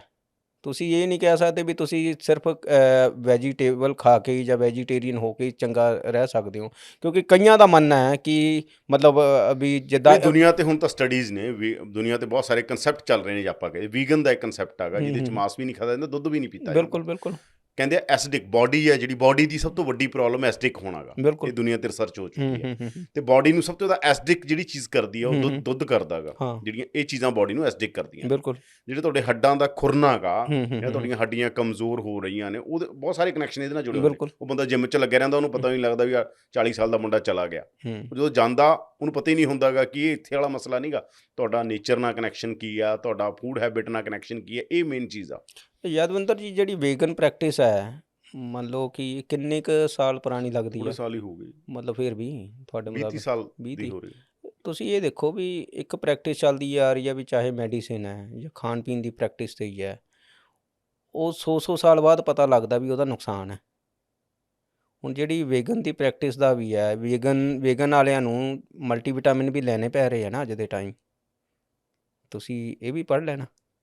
ਉਹ ਕਹਿੰਦੇ ਵੀ ਫਿਊ ਜਿਹੜੇ ਉਹ ਹੈ ਮਲਟੀਵਿਟਾਮਿਨਸ ਜਿਹੜੇ ਵੈਜੀਟੇਬਲ ਫੂਡ ਦੇ ਵਿੱਚ ਹੈ ਨਹੀਂ ਗਏ, ਉਹਦੇ ਲਈ ਉਹਨਾਂ ਨੂੰ ਮਲਟੀਵਿਟਾਮਿਨ ਲੈਣੇ ਪੈ ਰਹੇ ਆ। ਉਹ ਕਿੱਥੋਂ ਬਣ ਰਹੇ ਆ? ਉਹ ਆ ਤਾਂ ਐਨੀਮਲ ਸੋਰਸ ਤੋਂ ਹੀ ਰਹੇ ਆ ਨਾ। ਸੋ ਆਪਾਂ ਕਹਿ ਦਈਏ ਕਿ ਕੁਛ ਵੀ ਇੱਕ ਮੈਂ ਕਹਿਣਾ ਹਰੇਕ ਚੀਜ਼ ਦੀ ਨਾ ਇੱਕ ਲਿਮਿਟੇਸ਼ਨ ਹੈ। ਵੀਗਨ ਵੀ ਮੈਂ ਕਹਿੰਦਾ ਚੰਗੀ ਪ੍ਰੈਕਟਿਸ ਹੈ। ਨਹੀਂ ਜੇ ਮੈਂ ਤੁਹਾਨੂੰ ਕਹਿੰਦਾ ਦੁੱਧ ਤੇ ਮਾਸ ਦੇ ਉੱਤੇ, ਮਾਸ ਤੇ ਜਦੋਂ ਮੈਂ ਜਿਵੇਂ ਤੁਹਾਨੂੰ ਪਹਿਲਾਂ ਵੀ ਆਪਾਂ ਗੱਲ ਚੱਲ ਰਹੀ ਸੀ, ਜਦੋਂ ਕੋਈ ਬਿਮਾਰ ਹੁੰਦਾ ਡਾਕਟਰ ਕੋਲੇ ਜਾਂਦਾ, ਸਭ ਤੋਂ ਪਹਿਲਾਂ ਡਾਕਟਰ ਉਹਨੂੰ ਪੁੱਛਦਾ ਗਾ ਕਿ ਤੂੰ ਮਾਸ ਖਾਣਾ ਜਾਂ ਨਹੀਂ ਖਾਂਦਾ। ਉਹ ਕਹਿੰਦਾ ਮੈਂ ਖਾਂਦਾ, ਉਹਨੂੰ ਕਹਿੰਦਾ ਤੂੰ ਛੱਡ ਦੇ। ਸਭ ਤੋਂ ਪਹਿਲਾਂ ਕਿਹਾ ਜਾਂਦਾ। ਕਿਉਂ ਕਿਹਾ ਜਾਂਦਾ ਗਾ? ਤੁਸੀਂ ਇਹ ਦੇਖ ਲਓ ਵੀ ਤੁਸੀਂ ਜਦੋਂ ਤੁਹਾਡੇ ਕੋਈ ਫ੍ਰੈਕਚਰ ਹੋਊਗਾ, ਉਦੋਂ ਵੀ ਤੁਹਾਨੂੰ ਡਾਕਟਰ ਕਹਿ ਦਿੰਦਾ ਹੈ ਵੀ ਤੁਸੀਂ ਯਾਰ ਉਹ ਖਰੋੜੇ ਖਾਓ ਜਾਂ ਸੂਪ ਪੀਓ। ਇਹ ਵੀ ਕਹਿ ਰਹੇ ਆ, ਇਹ ਤਾਂ ਪ੍ਰੈਕਟਿਸ ਹੈ ਨਾ। ਨਹੀਂ, ਇਹ ਤਾਂ ਉਹਦੇ ਨਾਲ ਕਹਿ ਰਿਹਾ, ਮੈਂ ਜਨਰਲੀ ਕਹਿ ਰਿਹਾ। ਹਾਂ ਜਨਰਲੀ ਹੈ ਜਿਹੜਾ, ਇਹ ਵੀ ਸਟੱਡੀ ਹੈ ਕਿ ਮਾਸ ਆ ਜਿਹੜਾ, ਮੈਂ ਜਨਰਲ ਗੱਲ ਕਰ ਰਿਹਾ ਇਹ। ਚਲੋ ਸਿੱਖਾਂ ਦੇ, ਪਰ ਮੈਂ ਤਾਂ ਕਹਿਣਾ ਸਿੱਖ ਸਭ ਤੋਂ ਜ਼ਿਆਦਾ ਐਕਸੈਪਟੈਂਸ ਵਾਲੇ ਲੋਕ ਨੇ। ਸਿੱਖ ਬਹੁਤ ਜਲਦੀ ਚੀਜ਼ਾਂ ਨੂੰ ਅਪਣਾਉਂਦੇ ਰਹੇ ਆ ਆਪਣੇ ਸਮੇਂ 'ਤੇ, ਬੜੇ ਮਾਡਰਨ ਨੇ ਇਸ ਮਸਲੇ 'ਚ, ਹੈ ਨਾ। ਉਹਦੇ 'ਤੇ ਡਿਬੇਟ ਅਲੱਗ ਆ ਗਈ ਕੀ ਅਪਣਾਉਣਾ ਚਾਹੀਦਾ ਕੀ ਨਹੀਂ ਅਪਣਾਉਣਾ ਚਾਹੀਦਾ, ਪਰ ਐਂ ਰਹੇ ਆ, ਖੁੱਲ੍ਹੇ ਦਿਲ ਦੇ ਰਹੇ ਹੈਗੇ। ਕਿਸੇ ਵੀ ਚੀਜ਼ ਨੂੰ ਅਪਣਾਉਣ ਦੇ ਮਾਮਲੇ 'ਚ, ਜਿਹੜੀਆਂ ਨਵੀਆਂ ਚੀਜ਼ਾਂ ਆ ਰਹੀਆਂ ਨੇ। ਮੈਂ ਤਾਂ ਕਹਿ ਰਿਹਾ ਮਾਸ ਬਾਰੇ ਜਿਵੇਂ ਸਟੱਡੀਜ਼ ਆ ਰਹੀਆਂ ਦੁਨੀਆ ਦੇ ਅੰਦਰ ਕਿ ਮਾਸ ਸਰੀਰ ਦੇ ਅੰਦਰ ਜਿਹੜਾ ਹਜਮ ਹੋਣ ਨੂੰ ਜ਼ਿਆਦਾ ਟਾਈਮ ਲੱਗਦਾ।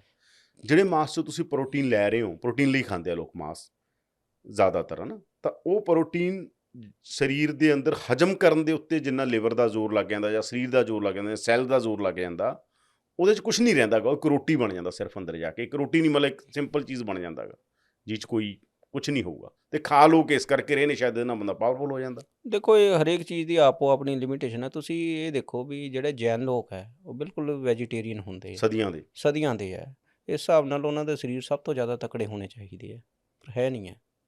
ਤੁਸੀਂ ਨੋਰਮਲ ਉਸ ਪੂਰੇ ਜਿਹੜਾ ਕਮਿਊਨਿਟੀ ਦੀ ਹੀ ਹੈਲਥ ਰਿਪੋਰਟ ਦਾ ਉਹ ਕੋਈ ਸਟੱਡੀ ਲੈ ਕੇ ਆਓ ਜਿਹਦੇ ਵਿੱਚ ਐਵੀਡੈਂਸ ਹੋਵੇ ਕਿ ਬੰਦਾ ਵੈਜੀਟੇਰੀਅਨ ਰਹਿ ਕੇ ਉਹਨੂੰ ਕੋਈ ਬਿਮਾਰੀ ਨਹੀਂ ਹੋਊਗੀ ਜਾਂ ਕੁਛ ਉਹ ਵੀ ਹੈ, ਉਹਦਾ ਬਾਕੀ ਜਿਹੜਾ ਮੀਟ ਈਟਰ ਸੋਸਾਇਟੀ ਹੈ ਉਹਦੇ ਨਾਲ ਕੰਪੈਰੀਜ਼ਨ ਕਰ ਲਓ, ਉਹਦੇ ਵਿੱਚ ਪਤਾ ਲੱਗ ਜੂਗਾ। ਪਰ ਇਹ ਤਾਂ ਹੋ ਰਿਹਾ, ਮੈਂ ਤਾਂ ਕਹਿ ਰਿਹਾ ਇਹ ਤਾਂ ਰਿਸਰਚਸ ਨੇ ਕਿ ਮਾਸ, ਤੁਸੀਂ ਕਿਉਂਕਿ ਡਾਕਟਰੀ ਲਾਈਨ ਨਾਲ ਵੀ ਜੁੜੇ ਹੋਏ ਕਿ ਮਾਸ ਲੇਟ ਹਜ਼ਮ ਹੁੰਦਾ ਸਰੀਰ 'ਚ, ਤਾਂ ਇਹ ਤਾਂ ਰਿਸਰਚ ਆ ਨਾ। ਬਿਲਕੁਲ, ਮੈਂ ਤੁਹਾਨੂੰ ਇਸ ਚੀਜ਼ ਨਾਲ ਕਹਿ ਰਿਹਾ ਜਿਹੜੇ ਆਮ ਬਾਕੀ ਚੀਜ਼ਾਂ ਉਹ ਜਲਦੀ ਹਜ਼ਮ ਹੁੰਦੀ ਹੈ, ਇਸ ਕਰਕੇ ਬਾਡੀ ਦਾ ਸਾਰਾ ਸਿਸਟਮ ਹਜ਼ਮੇ ਨਾਲ ਜੁੜਿਆ ਹੋਇਆ ਹੈਗਾ। ਜਿੰਨੀ ਜਲਦੀ ਕੋਈ ਚੀਜ਼ਾਂ, ਜਿੰਨਾ ਕਿਸੇ ਦਾ ਹਾਜ਼ਮਾ ਵਧੀਆ, ਜਿੰਨਾ ਕਿਸੇ ਦਾ ਲਿਵਰ ਵਧੀਆ ਕੰਮ ਕਰ ਰਿਹਾ, ਹਜ਼ਮ ਠੀਕ ਹੋ ਰਹੀਆਂ ਚੀਜ਼ਾਂ ਜਲਦੀ ਹੋ ਰਹੀਆਂ ਨੇ, ਉਨੀ ਹੀ ਬਾਡੀ ਵਧੀਆ ਹੈਗੀ। ਤਕੜਾ ਹੋਣਾ ਬਾਡੀ ਦਾ ਕੋਈ ਇਹ ਨਹੀਂਗਾ ਕਿ ਉਹਦਾ ਸਰੀਰ ਬਹੁਤ ਹੀ ਕੋਈ ਮਾਈਂਡ ਦੇ ਤੌਰ ਦੇ ਉੱਤੇ ਜਾਂ ਬਹੁਤ ਸਾਰੇ ਗੁਣ ਉਹਦੇ 'ਚ ਕਿਸੇ ਵੀ ਬੰਦੇ 'ਚ ਇਹ ਥੋੜ੍ਹੀ ਹੈਗਾ ਕਿ ਕੋਈ 6 ਫੁੱਟ ਦਾ ਹੈਗਾ ਤਾਂ ਬਹੁਤ ਗਿਆਨੀ ਹੋਊਗਾ, ਤਾਂ ਬਹੁਤ ਹੋਊਗਾ। ਤਕੜੇ ਹੋਣ ਨਾਲ ਤਾਂ ਕੋਈ ਗੱਲ ਜੁੜੀ ਨਹੀਂ ਹੋਈ ਸਰੀਰ ਦੀ। ਨਹੀਂ ਗੱਲ ਹੋਈ ਤਾਂ ਮੈਂ ਇਸ ਤਰ੍ਹਾਂ ਦੀਆਂ ਸਟੱਡੀਜ਼ ਵੀ ਆ ਰਹੀਆਂ। ਮੈਂ ਕਹਿੰਦਾ ਵੀ ਸਿੱਖਾਂ ਦੇ ਅੰਦਰ ਕੀ ਇਹ ਚੀਜ਼ਾਂ ਵੀ, ਮੈਂ ਤਾਂ ਕਹਿੰਦਾ ਕਿਉਂਕਿ ਸਿਰਫ ਰੈਫਰੈਂਸ ਨਾਲ ਹੀ ਗੱਲ ਕਰ ਰਹੇ ਹਾਂ ਆਪਾਂ ਸਾਰੀ, ਉਸ ਗੱਲ ਦੇ ਨਾਲ। ਉਹ ਠੀਕ ਆ, ਉਹ ਜੋ ਗੁਰੂ ਸਾਹਿਬ ਦੇ ਟਾਈਮ ਹੋਇਆ, ਜੋ ਆਇਆ, ਪਰ ਅਸੀਂ ਸਮੇਂ-ਸਮੇਂ ਤੇ ਬਹੁਤ ਸਾਰੀਆਂ ਚੀਜ਼ਾਂ ਬਦਲੀਆਂ ਨੇ ਸਿੱਖਾਂ ਨੇ। ਮੈਂ ਉਹੀ ਕਹਿ ਰਿਹਾ ਕਿ ਇਹ ਵੇਗਨ ਜਿਹੜਾ ਹੈ ਦੁਨੀਆ ਦੇ ਵਿੱਚ, ਵੇਗਨ ਇਕੱਲਾ ਹੀ ਨਹੀਂਗਾ, ਮੀਟ ਬਾਰੇ ਜੋ ਚਰਚਾ ਹੋ ਰਹੀ ਹੈ ਦੁਨੀਆ 'ਚ, ਮੀਟ ਬਾਰੇ ਚਰਚਾ ਹੋ ਰਹੀ ਹੈ, ਇੱਕ ਟਰਮ ਆ ਉਹਦੀ। ਮੈਂ ਮੀਟ ਤੇ ਹੀ ਆ ਰਿਹਾ ਨਾ, ਜੋ ਇਕੋਲੋਜੀ ਦੇ ਉੱਤੇ ਕੰਮ ਹੋ ਰਿਹਾ, ਨੇਚਰ ਦੇ ਉੱਤੇ ਕੰਮ ਹੋ ਰਿਹਾ। ਜਿਹੜੇ ਲੋਕ ਕਹਿ ਰਹੇ ਆ ਅੱਜ ਕੱਲ੍ਹ ਇੱਕ ਫੋਰੈਸਟ ਥੈਰੇਪੀ ਨਾਂ ਦੀ ਵੀ ਇੱਕ ਟਰਮ ਚੱਲੀ ਹੈਗੀ ਬੜੀਆਂ, ਜਿਹੜੇ ਕਹਿੰਦੇ ਆ ਕਿ ਕੁਦਰਤ ਦੇ ਨਾਲ ਤੇ ਬਾਕੀ ਚੀਜ਼ਾਂ ਨਾਲ ਜੁੜ ਕੇ ਜਿੰਨਾ ਤੁਸੀਂ ਉਹ ਹੋਊਗਾ, ਜਿੰਨੀ ਤੁਹਾਡੀ ਬਾਇਓਡਾਇਵਰਸਿਟੀ ਦੇ ਅੰਦਰ ਡਾਇਵਰਸਿਟੀ ਹੋਊਗੀ, ਓਨਾ ਹੀ ਜਿਹੜਾ ਮਨੁੱਖੀ ਜੀਵਨ ਆ, ਜਾਂ ਮਨੁੱਖੀ ਜੀਵਨ ਹੀ ਕਿਉਂ, ਮਨੁੱਖ ਤਾਂ ਇੱਕ ਪਾਰਟ ਆ ਨਾ ਇਸ ਬ੍ਰਹਿਮੰਡ ਦਾ, ਬਾਕੀ ਜੀਵਨ ਵੀ ਵਧੀਆ ਹੋਣਗੇ। ਤੇ ਗੱਲ ਸੁਣੋ ਵੀ ਜਿਹੜਾ ਜੰਗਲ ਦਾ ਜਿਹੜਾ ਸਿਸਟਮ ਹੈ, ਇਕੋਲੋਜੀਕਲ ਸਿਸਟਮ ਹੈ, ਉਹਦੇ ਵਿੱਚ ਬੰਦਾ ਵੀ ਮੀਟ ਈਟਰ ਹੈ, ਉਹ ਵੀ ਫੂਡ ਚੇਨ ਦਾ ਹਿੱਸਾ ਹੈ ਬਣਿਆ ਹੋਇਆ, ਜੋ ਗਿਣਿਆ ਗਿਆ ਹੈ, ਮਤਲਬ ਸਾਇੰਸ ਗਿਣਦੀ ਪਈ ਹੈ। ਤਾਂ ਮਤਲਬ ਕੀ ਉਹ ਫਿਰ ਬਾਇਓਡਾਇਵਰਸਿਟੀ ਤੋਂ ਬਾਹਰ ਹੋ ਗਿਆ। ਹੁਣ ਦੂਸਰੀ ਗੱਲ ਜਿਹੜੀ ਗੱਲ ਹੈ ਮਾਡਰਨ ਫਿਨੋਮੀਨੇ ਦੀ ਹੈ, ਜਿੱਥੇ ਮੈਂ ਆ ਰਿਹਾ, ਨਹੀਂ ਫਰਕ ਆ। ਬੰਦਾ ਉਸ ਦਾ ਹਿੱਸਾ ਦਿਮਾਗ ਨਾਲ ਬਣਿਆਗਾ। ਦੇਖੋ ਗੱਲ ਸੁਣੋ, ਜਿਹੜਾ ਜਾਨਵਰ ਬਣੇ ਨੇ ਜਾਂ ਕੁਦਰਤ ਆ ਗਈ, ਹੈ ਨਾ, ਜਿਵੇਂ ਕਦੇ ਸੁਣਿਆਗਾ ਕਿ ਜਾਨਵਰਾਂ ਨੂੰ ਕੋਈ ਬਿਮਾਰੀ ਲੱਗੀ ਹੈਗੀ, ਕਦੇ ਉਹ ਡਾਕਟਰ ਕੋਲੇ ਜਾਂਦੇ ਨੇ, ਜਿਹੜੇ ਵਾਈਲਡ ਲਾਈਫ 'ਚ ਰਹਿੰਦੇ ਨੇ, ਨਹੀਂ ਜਾਂਦੇ ਨਾ, ਉਹਨਾਂ 'ਚ ਮਰ ਵੀ ਜਾਂਦੇ ਹੋਣਗੇ, ਪਰ ਉਹਨਾਂ 'ਚ ਬਹੁਤ ਉਮਰ ਭੋਗ ਕੇ ਮਰਦੇ ਨੇ। ਤਾਂ ਬੰਦੇ ਦੀਆਂ ਆਦਤਾਂ ਕਰਕੇ ਬਿਮਾਰੀਆਂ ਆਈਆਂ ਨਾ। ਤੁਸੀਂ ਗੱਲ ਸੁਣੋ, ਫਿਰ ਉੱਥੇ ਆ ਰਿਹਾ ਮੈਂ ਤਾਂ ਕਹਿ, ਬੰਦਾ ਚਲਾਕੀ ਨਾਲ ਬਣਿਆ। ਬੰਦਾ ਤਾਂ ਮੰਨ ਲਓ, ਮਤਲਬ ਬਹੁਤ ਸਾਰੀਆਂ ਗੱਲਾਂ ਮੈਂ ਕਹਿ ਦਿੰਦਾ, ਜਿਵੇਂ ਮੰਨ ਲਓ ਪਸ਼ੂਆਂ 'ਚ ਸੈਕਸ ਹੈਗਾ, ਉਹ 6 ਮਹੀਨੇ 'ਚ ਇੱਕ ਵਾਰ ਕਰ ਲਿਆ, ਪਰ ਬੰਦਾ ਚਲਾਕ ਸੀ, ਇਹਨੇ ਪਲੇਅਰ ਬਣਾ ਲਿਆ ਉਹਨੂੰ, ਉਹ ਕੁਦਰਤ ਨੇ ਢਾਲਤਾ ਉਹਨੂੰ ਪਲੇਅਰ। ਮੈਂ ਤਾਂ ਹੀ ਕਹਿਣਾ ਨਾ, ਇਸੇ ਤਰ੍ਹਾਂ ਦੀਆਂ ਬਹੁਤ ਸਾਰੀਆਂ ਚੀਜ਼ਾਂ ਨੇ ਜਿਹ 'ਚ ਬੰਦੇ ਨੇ, ਕਿਉਂਕਿ ਉਹਦਾ ਦਿਮਾਗ ਕੰਮ ਕਰਦਾ ਸੀ, ਇਸੇ ਕਰਕੇ ਬੰਦੇ ਦਾ ਦੁਨੀਆ ਦੇ ਉੱਤੇ ਇਹ ਕਿਹਾ ਜਾਂਦਾ ਮਾਈਂਡ ਤੇ ਬਾਡੀ ਦਾ ਜਿਹੜਾ ਬੈਲੈਂਸ ਹੈਗਾ, ਇਹ ਬਹੁਤ ਇੰਪੋਰਟੈਂਟ ਚੀਜ਼ ਆ। ਦੁਨੀਆ ਦੀਆਂ ਰਿਸਰਚਾਂ ਇਹ ਕਹਿੰਦੀਆਂ ਜਿਹੜਾ ਜਾਨਵਰਾਂ ਦਾ ਮਾਈਂਡ ਤੇ ਬਾਡੀ ਦਾ ਬੈਲੈਂਸ ਆ ਉਹ ਬੜਾ ਜ਼ਬਰਦਸਤ ਹੈਗਾ। ਬੰਦੇ ਦਾ ਮਾਈਂਡ ਤੇ ਬਾਡੀ ਦਾ ਬੈਲੈਂਸ ਨਹੀਂ ਰਿਹਾ, ਜਿਹੜੀਆਂ ਸਾਰੀਆਂ ਸਮੱਸਿਆਵਾਂ ਨੇ। ਅਸਲ 'ਚ ਤਾਂ ਜਦੋਂ ਤੁਸੀਂ ਜੰਗਲ 'ਚੋਂ ਬਾਹਰ ਨਿਕਲ ਗਏ, ਉਦੋਂ ਤੁਹਾਨੂੰ ਜਿਹੜਾ ਉਹਨੇ ਸਰੀਰ ਨੇ ਉਸ ਤਰ੍ਹਾਂ ਦਾ ਉਹ ਕਰ ਲਿਆ, ਆਰਾਮ ਦੀ ਸਿਚੁਏਸ਼ਨ 'ਚ ਲਿਆ ਆ। ਹੁਣ ਤੁਸੀਂ ਇਹ ਦੇਖੋ ਵੀ ਜੰਗਲ 'ਚ ਤਾਂ ਹਜ਼ਾਰਵਾਂ ਲੋਕ ਵੀ ਰਹਿ ਰਹੇ ਆ ਹਲੇ ਵੀ, ਬੜੇ ਲੋਕ ਰਹਿ ਰਹੇ ਆ, ਬੜੇ ਕਬੀਲੇ, ਸਮਝੇ ਨਹੀਂ ਆਪਾਂ ਜਿਹੜਾ ਮਾਡਰਨ ਇੱਕ ਕੌਨਸ਼ੀਅਸਨੈਸ ਦੀ ਗੱਲ ਕਰਦੇ ਆ। ਹਜ਼ਾਰਵਾਂ ਲੋਕ ਕੱਪੜੇ ਵੀ ਨਹੀਂ ਪਾਉਂਦੇ, ਉਹਨਾਂ ਕੋਲ ਕੋਈ ਹਸਪੀਟਲ ਨਹੀਂ ਹੈ, ਉਹਨਾਂ ਕੋਲ ਕੋਈ ਬੋਲੀ ਨਹੀਂ ਹੈ, ਉਹ ਉਸੇ ਨੈਚੁਰਲ ਵੇ ਨਾਲ ਹੀ ਰਹਿੰਦੇ। ਉਹਦੇ ਵਿੱਚ ਸ਼ਿਕਾਰ ਵੀ ਹੈ ਜਾਂ ਉਹਦੇ ਵਿੱਚ ਮੈਂ ਤਾਂ ਕਹਿਣਾ ਕਿ ਜੇ ਤੁਸੀਂ ਕਹੋਗੇ ਅਸੀਂ ਡਿਵੈਲਪ ਹਾਂ, ਡਿਵੈਲਪ ਨਹੀਂ, ਜਿਹੜਾ ਦੁਨੀਆ ਦੇ ਵਿੱਚ ਜ਼ਿਆਦਾ ਡਿਵੈਲਪ ਹੋ ਸਕਦਾ। ਡਿਵੈਲਪਮੈਂਟ ਕੀ ਹੁੰਦੀ ਹੈ ਤਾਂ ਚਲੋ ਇੱਕ ਵੱਖਰੀ ਚਰਚਾ, ਵੀ ਅਸੀਂ ਕਹਿੰਦੇ ਆ ਡਿਵੈਲਪ ਨਹੀਂ ਆ। ਮੈਂ ਤਾਂ ਸੌਂ ਕਦੀ ਤਾਂ ਹੀ ਪਿੱਛੇ ਲੈ ਕੇ ਜਾ ਰਿਹਾ ਤੁਹਾਨੂੰ, ਵੀ ਬੰਦੇ ਨੇ ਤਾਂ ਉਹ ਚੀਜ਼ਾਂ ਚਲਾਕੀ ਨਾਲ ਕੀਤੀਆਂ। ਜਿਹੜੀ ਤੁਸੀਂ ਉਹ ਫੂਡ ਚੇਨ ਦਾ ਹਿੱਸਾ ਬਣਿਆ ਬੰਦਾ, ਉਹ ਨੇਚਰ ਵੱਲੋਂ ਨਹੀਂ ਹੈਗਾ। ਮੈਂ ਉੱਥੇ ਹੀ ਆ ਰਿਹਾ, ਉਹ ਨੇਚਰ ਵੱਲੋਂ ਨਹੀਂ ਹੈਗਾ। ਮੀਟ ਤੇ ਕੰਟੈਕਸਟ 'ਚ ਜਿਹੜੀ ਗੱਲ ਹੈ, ਦੁਨੀਆ ਦੇ ਵਿੱਚ ਜਿਹੜੀ ਮੀਟ ਤੇ ਚਰਚਾ ਹੈ, ਉਹ ਨੈਚੁਰਲ ਸ਼ਿਕਾਰ ਤੇ ਨਹੀਂ ਹੈ, ਉਹ ਜਿਹੜਾ ਕਮਰਸ਼ੀਅਲਾਈਜੇਸ਼ਨ ਆਫ ਜਿਹੜੀ ਮੀਟ ਇੰਡਸਟਰੀ ਹੈ, ਪੋਲਟਰੀ ਇੰਡਸਟਰੀ ਹੈ, ਜਾਂ ਬੀਫ ਇੰਡਸਟਰੀ ਹੈ, ਗਲੋਬਲ ਬੀਫ ਮੀਟ ਇੰਡਸਟਰੀ ਆ ਗਈ ਹੈ, ਜਾਂ ਫਰੋਜ਼ਨ ਫੂਡ ਆ ਗਈ ਹੈ, ਉਹਦੇ ਨਾਲ ਕ੍ਰਾਈਸਿਸ ਜ਼ਿਆਦਾ ਆਏ ਆ, ਉਹਦੇ ਨਾਲ ਬਿਮਾਰੀਆਂ ਦੁਨੀਆ ਦੇ ਵਿੱਚ ਫੂਡ ਚੇਨ ਜਿਹੜੀ ਡਿਸਟਰਬ ਹੋ ਰਹੀ ਹੈ, ਉਹਦੇ ਵਿੱਚ ਉਹਦੀ ਜਿਹੜੀ ਕਮਰਸ਼ੀਅਲ ਪ੍ਰੈਕਟਿਸ ਹੈ ਉਹ ਕਾਰਨ ਹੈ। ਉਹਦੇ ਵਿੱਚ ਕਾਰਨ ਕੀ ਹੈ ਕਿ ਜਿਹੜਿਆਂ ਉਹਨਾਂ ਨੂੰ ਸਪਲੀਮੈਂਟੇਸ਼ਨ ਹੋ ਰਹੀ ਹੈ ਜਾਨਵਰਾਂ ਦੀ, ਜਿਹੜੇ ਪਿੰਜਰੇ 'ਚ ਪਾਲੇ ਗਏ ਜਾਨਵਰ ਹੈ ਉਹਨਾਂ ਨੂੰ ਬਿਮਾਰੀਆਂ ਜ਼ਿਆਦਾ ਹੋ ਰਹੀਆਂ, ਉਹਨਾਂ ਨੂੰ ਜ਼ਿਆਦਾ ਸਟੀਰਾਇਡ, ਫਿਰ ਉਹ ਮੀਟ ਜਿਹੜਾ ਹੈ ਉਹ ਦੂਸ਼ਿਤ ਜੋ ਦੁੱਧ ਬਾਰੇ ਕਿਹਾ ਜਾਂਦਾ ਕਿ ਇੱਕ ਦੁੱਧ ਮੰਨ ਲਓ ਤੁਸੀਂ ਦੁੱਧ ਲੈ ਵੀ ਰਹੇ ਹੋਗੇ, ਇੱਕ ਦੁੱਧ ਤੁਸੀਂ ਕਿਸੇ ਮੱਝ ਨੂੰ ਇੰਨਾ ਪਿਆਰ ਕਰਦੇ ਹੋ, ਬੜੇ ਪਿਆਰ ਨਾਲ ਦੁੱਧ ਲੈਂਦੇ ਹੋ, ਇੱਕ ਤੁਸੀਂ ਮਸ਼ੀਨਾਂ ਲੈ ਕੇ ਲੈ ਰਹੇ ਹੋ, ਉਹਦਾ ਨਾਲ ਦੀ ਨਾਲ ਸਾਲਟ ਬਦਲ ਜਾਂਦੇ ਨੇ। ਤੁਸੀਂ ਜਿੰਨਾ ਉਹ ਨੇਚਰ ਤੋਂ ਚੀਜ਼ ਟੁੱਟਦੀ ਜਾਂਦੀ ਆ, ਉਹਦਾ ਸੁਭਾਅ ਬਦਲਦਾ ਜਾਂਦਾ ਚੀਜ਼ ਦਾ, ਕਿਉਂਕਿ ਹੁਣ ਤਾਂ ਪਾਣੀ ਤੇ ਰਿਸਰਚ ਹੋ ਗਈ ਨਾ ਕਿ ਪਾਣੀ ਦਾ ਇੱਕ ਸੁਭਾਅ ਹੈਗਾ, ਪਾਣੀ ਖੁਸ਼ ਵੀ ਹੁੰਦਾ, ਪਾਣੀ ਦੁਖੀ ਵੀ ਹੁੰਦਾ, ਤਾਂ ਬਹੁਤ ਵੱਡੀ ਰਿਸਰਚ ਬੰਦੇ ਨੇ ਕੀਤੀ ਹੈਗੀ, ਜਾਪਾਨੀ ਜਿਹੜੇ ਨੇ। ਤਾਂ ਮੈਂ ਜਿਹੜੀ ਗੱਲ ਕਹਿ ਰਿਹਾ ਸੀ ਕਿ ਇਕੋਲੋਜੀ ਦੇ ਅੰਦਰ, ਮੈਂ ਤੁਹਾਨੂੰ ਪਹਿਲਾਂ ਵੀ ਗੱਲਾਂ ਕਰਦਿਆਂ ਕਿਹਾ ਸੀਗਾ ਕਿ ਕਿਸੇ ਟਾਈਮ 'ਚ ਇਹ ਸੀਗਾ ਕਿ ਜੇ ਬੰਦੇ 25 ਨੇ, ਜੇ 100 ਦੀ ਗਿਣਤੀ ਕਰੀਏ, ਬੰਦੇ 25 ਨੇ ਤਾਂ 75 ਜਾਨਵਰ ਹੁੰਦੇ ਸੀ। ਇਹ ਇੱਕ ਬੈਲੈਂਸ ਜਿਹੜਾ ਨੇਚਰ ਦਾ ਬਣਾਇਆ ਹੋਇਆ ਬੈਲੈਂਸ ਸੀਗਾ। ਹੁਣ ਉਹ 'ਚ ਹੰਟਿੰਗ ਵੀ ਹੋਈ ਜਾਂਦੀ ਸੀ, ਅੰਡਰ ਸੋਸਾਇਟੀ ਦੀ ਗੱਲ ਵੀ ਕਰ ਲਈ ਆਪਾਂ, ਪਰ ਉਹ ਜਿਸ ਲੈਵਲ ਤੇ ਹੁਣ ਕੰਜ਼ਿਊਮਿੰਗ ਦਾ ਮਸਲਾ ਆਇਆ, ਜਿਸ ਲੈਵਲ ਤੇ ਹੁਣ ਇਕੋਲੋਜੀ ਜਿਹੜੀ ਨੈਚੁਰਲ ਇਕੋਲੋਜੀ ਵੀ ਸੀ ਉਹ ਇੰਨੀ ਪ੍ਰਭਾਵਿਤ ਹੋਈ, ਉਹਦਾ ਅਸਰ ਸਾਡੇ ਗਲੋਬ ਦੇ ਉੱਤੇ ਆ, ਉਹਦਾ ਸਾਰੇ ਚੀਜ਼ਾਂ ਦਾ ਅਸਰ ਪਿਆ, ਸਾਡੀ ਬਾਡੀ ਦੇ ਉੱਤੇ ਹੀ ਪਿਆ। ਉਹਦਾ ਕਾਰਨ ਯਾਦਵਿੰਦਰ ਜੀ ਉਹ ਜੰਗਲ ਵਾਲਾ ਸ਼ਿਕਾਰ ਨਹੀਂ ਹੈ, ਜਦੋਂ ਜਿੱਤੇ ਬੰਦਾ ਜਿਹੜਾ ਕਿ ਸਿਰਫ ਆਪਣੇ ਖਾਣੇ ਤੱਕ ਸੀ, ਮੈਂ ਤਾਂ ਕਹਿੰਦਾ ਵੀ ਲਾਲਚੀ ਬੰਦਾ ਇੰਨਾ ਹੋ ਗਿਆ ਕਿ ਬੰਦਾ ਉਧਰ ਨੂੰ ਵੀ, ਉਹ ਜਿਹੜੀ ਗਲੋਬਲ, ਮੈਂ ਉੱਥੇ ਆ ਰਿਹਾ ਵੀ ਜਿਹੜਾ ਦੁਨੀਆ 'ਚ ਪ੍ਰੋਬਲਮ ਆ ਰਹੀ ਹੈ, ਈਵਨ ਗਲੋਬਲ ਵਾਰਮਿੰਗ ਵੀ ਆ ਰਹੀ ਹੈ। ਤੁਸੀਂ ਇਹ ਦੇਖ ਲਓ ਵੀ ਸਾਡੀ ਜਿਹੜੀ ਦੁਨੀਆ ਭਰ ਦੇ ਵਿੱਚ ਜਿਹੜੀ ਖੇਤੀਬਾੜੀ ਵਾਲੀ ਜ਼ਮੀਨ ਹੈ, ਮਤਲਬ ਕਿ 38% ਜਿਹੜਾ ਵਿਰਾਨਾ ਹੈ ਅਤੇ ਬਾਕੀ 72% ਜਿਹੜੀ ਜ਼ਮੀਨ ਹੈ, ਜਾਂ ਕਹਿ ਲਓ ਕਿ ਮਤਲਬ 68% ਬਣੀ, ਜਾਂ 68 ਜਾਂ 62% ਬਣੀ, ਉਹਦੇ ਵਿੱਚੋਂ 71% ਜਿਹੜੀ ਜ਼ਮੀਨ ਹੈ ਉਹਦੇ ਵਿੱਚ ਖੇਤੀਬਾੜੀ ਲਈ, ਮਤਲਬ ਉਸ ਜ਼ਮੀਨ ਵਿੱਚੋਂ ਵੀ 71 ਤੋਂ 77% ਤੱਕ ਸਾਰਾ ਚਾਰਾ ਬੀਜਿਆ ਜਾ ਰਿਹਾ ਦੁਨੀਆ ਦੇ ਵਿੱਚ, ਜਿਹੜੀ ਕਮਰਸ਼ੀਅਲ ਹੋ ਰਹੀ ਹੈ, ਬੀਫ ਇੰਡਸਟਰੀ ਹੋ ਰਹੀ ਹੈ। ਉਹਦੇ ਕਰਕੇ ਦੁਨੀਆ ਦੇ ਵਿੱਚ ਕਰੋਪ ਡਾਈਵਰਸ਼ਨ 'ਤੇ ਫਰਕ ਪਿਆ ਹੈ, ਉਹਦੇ ਕਰਕੇ ਦੁਨੀਆ ਦੇ ਵਿੱਚ ਕਰੋਪ ਦੀ ਜਿਹੜੀ ਲੋਕਾਂ ਨੇ ਅਨਾਜਾਂ ਦੀ ਹੈ ਉਹਦੇ ਲਈ ਸਪੇਸ ਘੱਟ ਬਚ ਰਹੀ ਹੈ, ਅਤੇ ਦੁਨੀਆ ਦੇ ਉੱਪਰ ਜਿਹੜਾ ਦਬਾਅ ਜ਼ਿਆਦਾ ਪਿਆ ਹੈ। ਹੁਣ ਖੇਤੀਬਾੜੀ ਲਈ ਤਾਂ ਸਿਰਫ 20 ਤੋਂ 22% ਜ਼ਮੀਨ ਹੈ, 8-9% ਤੇ ਜਿਹੜੀ ਆ ਬਾਇਓਡੀਜ਼ਲ ਬਣ ਰਿਹਾ, ਉਹ ਸਾਰੀ ਦੁਨੀਆ ਦੀ ਜ਼ਮੀਨ ਤੇ ਤਾਂ ਚਾਰਾ ਹੋ ਰਿਹਾ। ਦਿੱਕਤ ਉੱਥੇ ਹੈ, ਉਹਦੇ ਨਾਲ ਹੀ ਹੁਣ ਦੇਖੋ ਕਿ ਜਦੋਂ ਸ਼ਰਮਾ ਦੱਸ ਰਹੇ ਨੇ ਕਿ ਹਵਾ ਚੋਂ ਬਣਾਉਣ ਲੱਗੇ, ਦੇਖੋ ਈਵਨ ਫਰਮੈਂਟੇਸ਼ਨ ਕਰਕੇ ਟਰੰਪ ਦਾ ਬਿਆਨ ਆਇਆ ਸੀ ਨਾ, ਵੀ ਕਿ ਬੁਸ਼ ਦਾ ਆਇਆ ਸੀ ਮੇਰੇ ਖਿਆਲ, ਪਹਿਲਾਂ ਬਿਆਨ ਆਇਆ ਸੀਗਾ ਵੀ ਸ਼ਾਇਦ ਟਰੰਪ ਦਾ ਹੀ ਸੀਗਾ, ਵੀ ਇੰਡੀਆ ਤੇ ਚਾਈਨਾ ਦੇ ਲੋਕਾਂ ਦੀ ਪਰਚੇਜ਼ਿੰਗ ਪਾਵਰ ਵੱਧ ਗਈ ਹੈ, ਇਸ ਕਰਕੇ ਦੁਨੀਆ 'ਚ ਫੂਡ ਕ੍ਰਾਈਸਿਸ ਆ ਰਿਹਾ ਹੈ।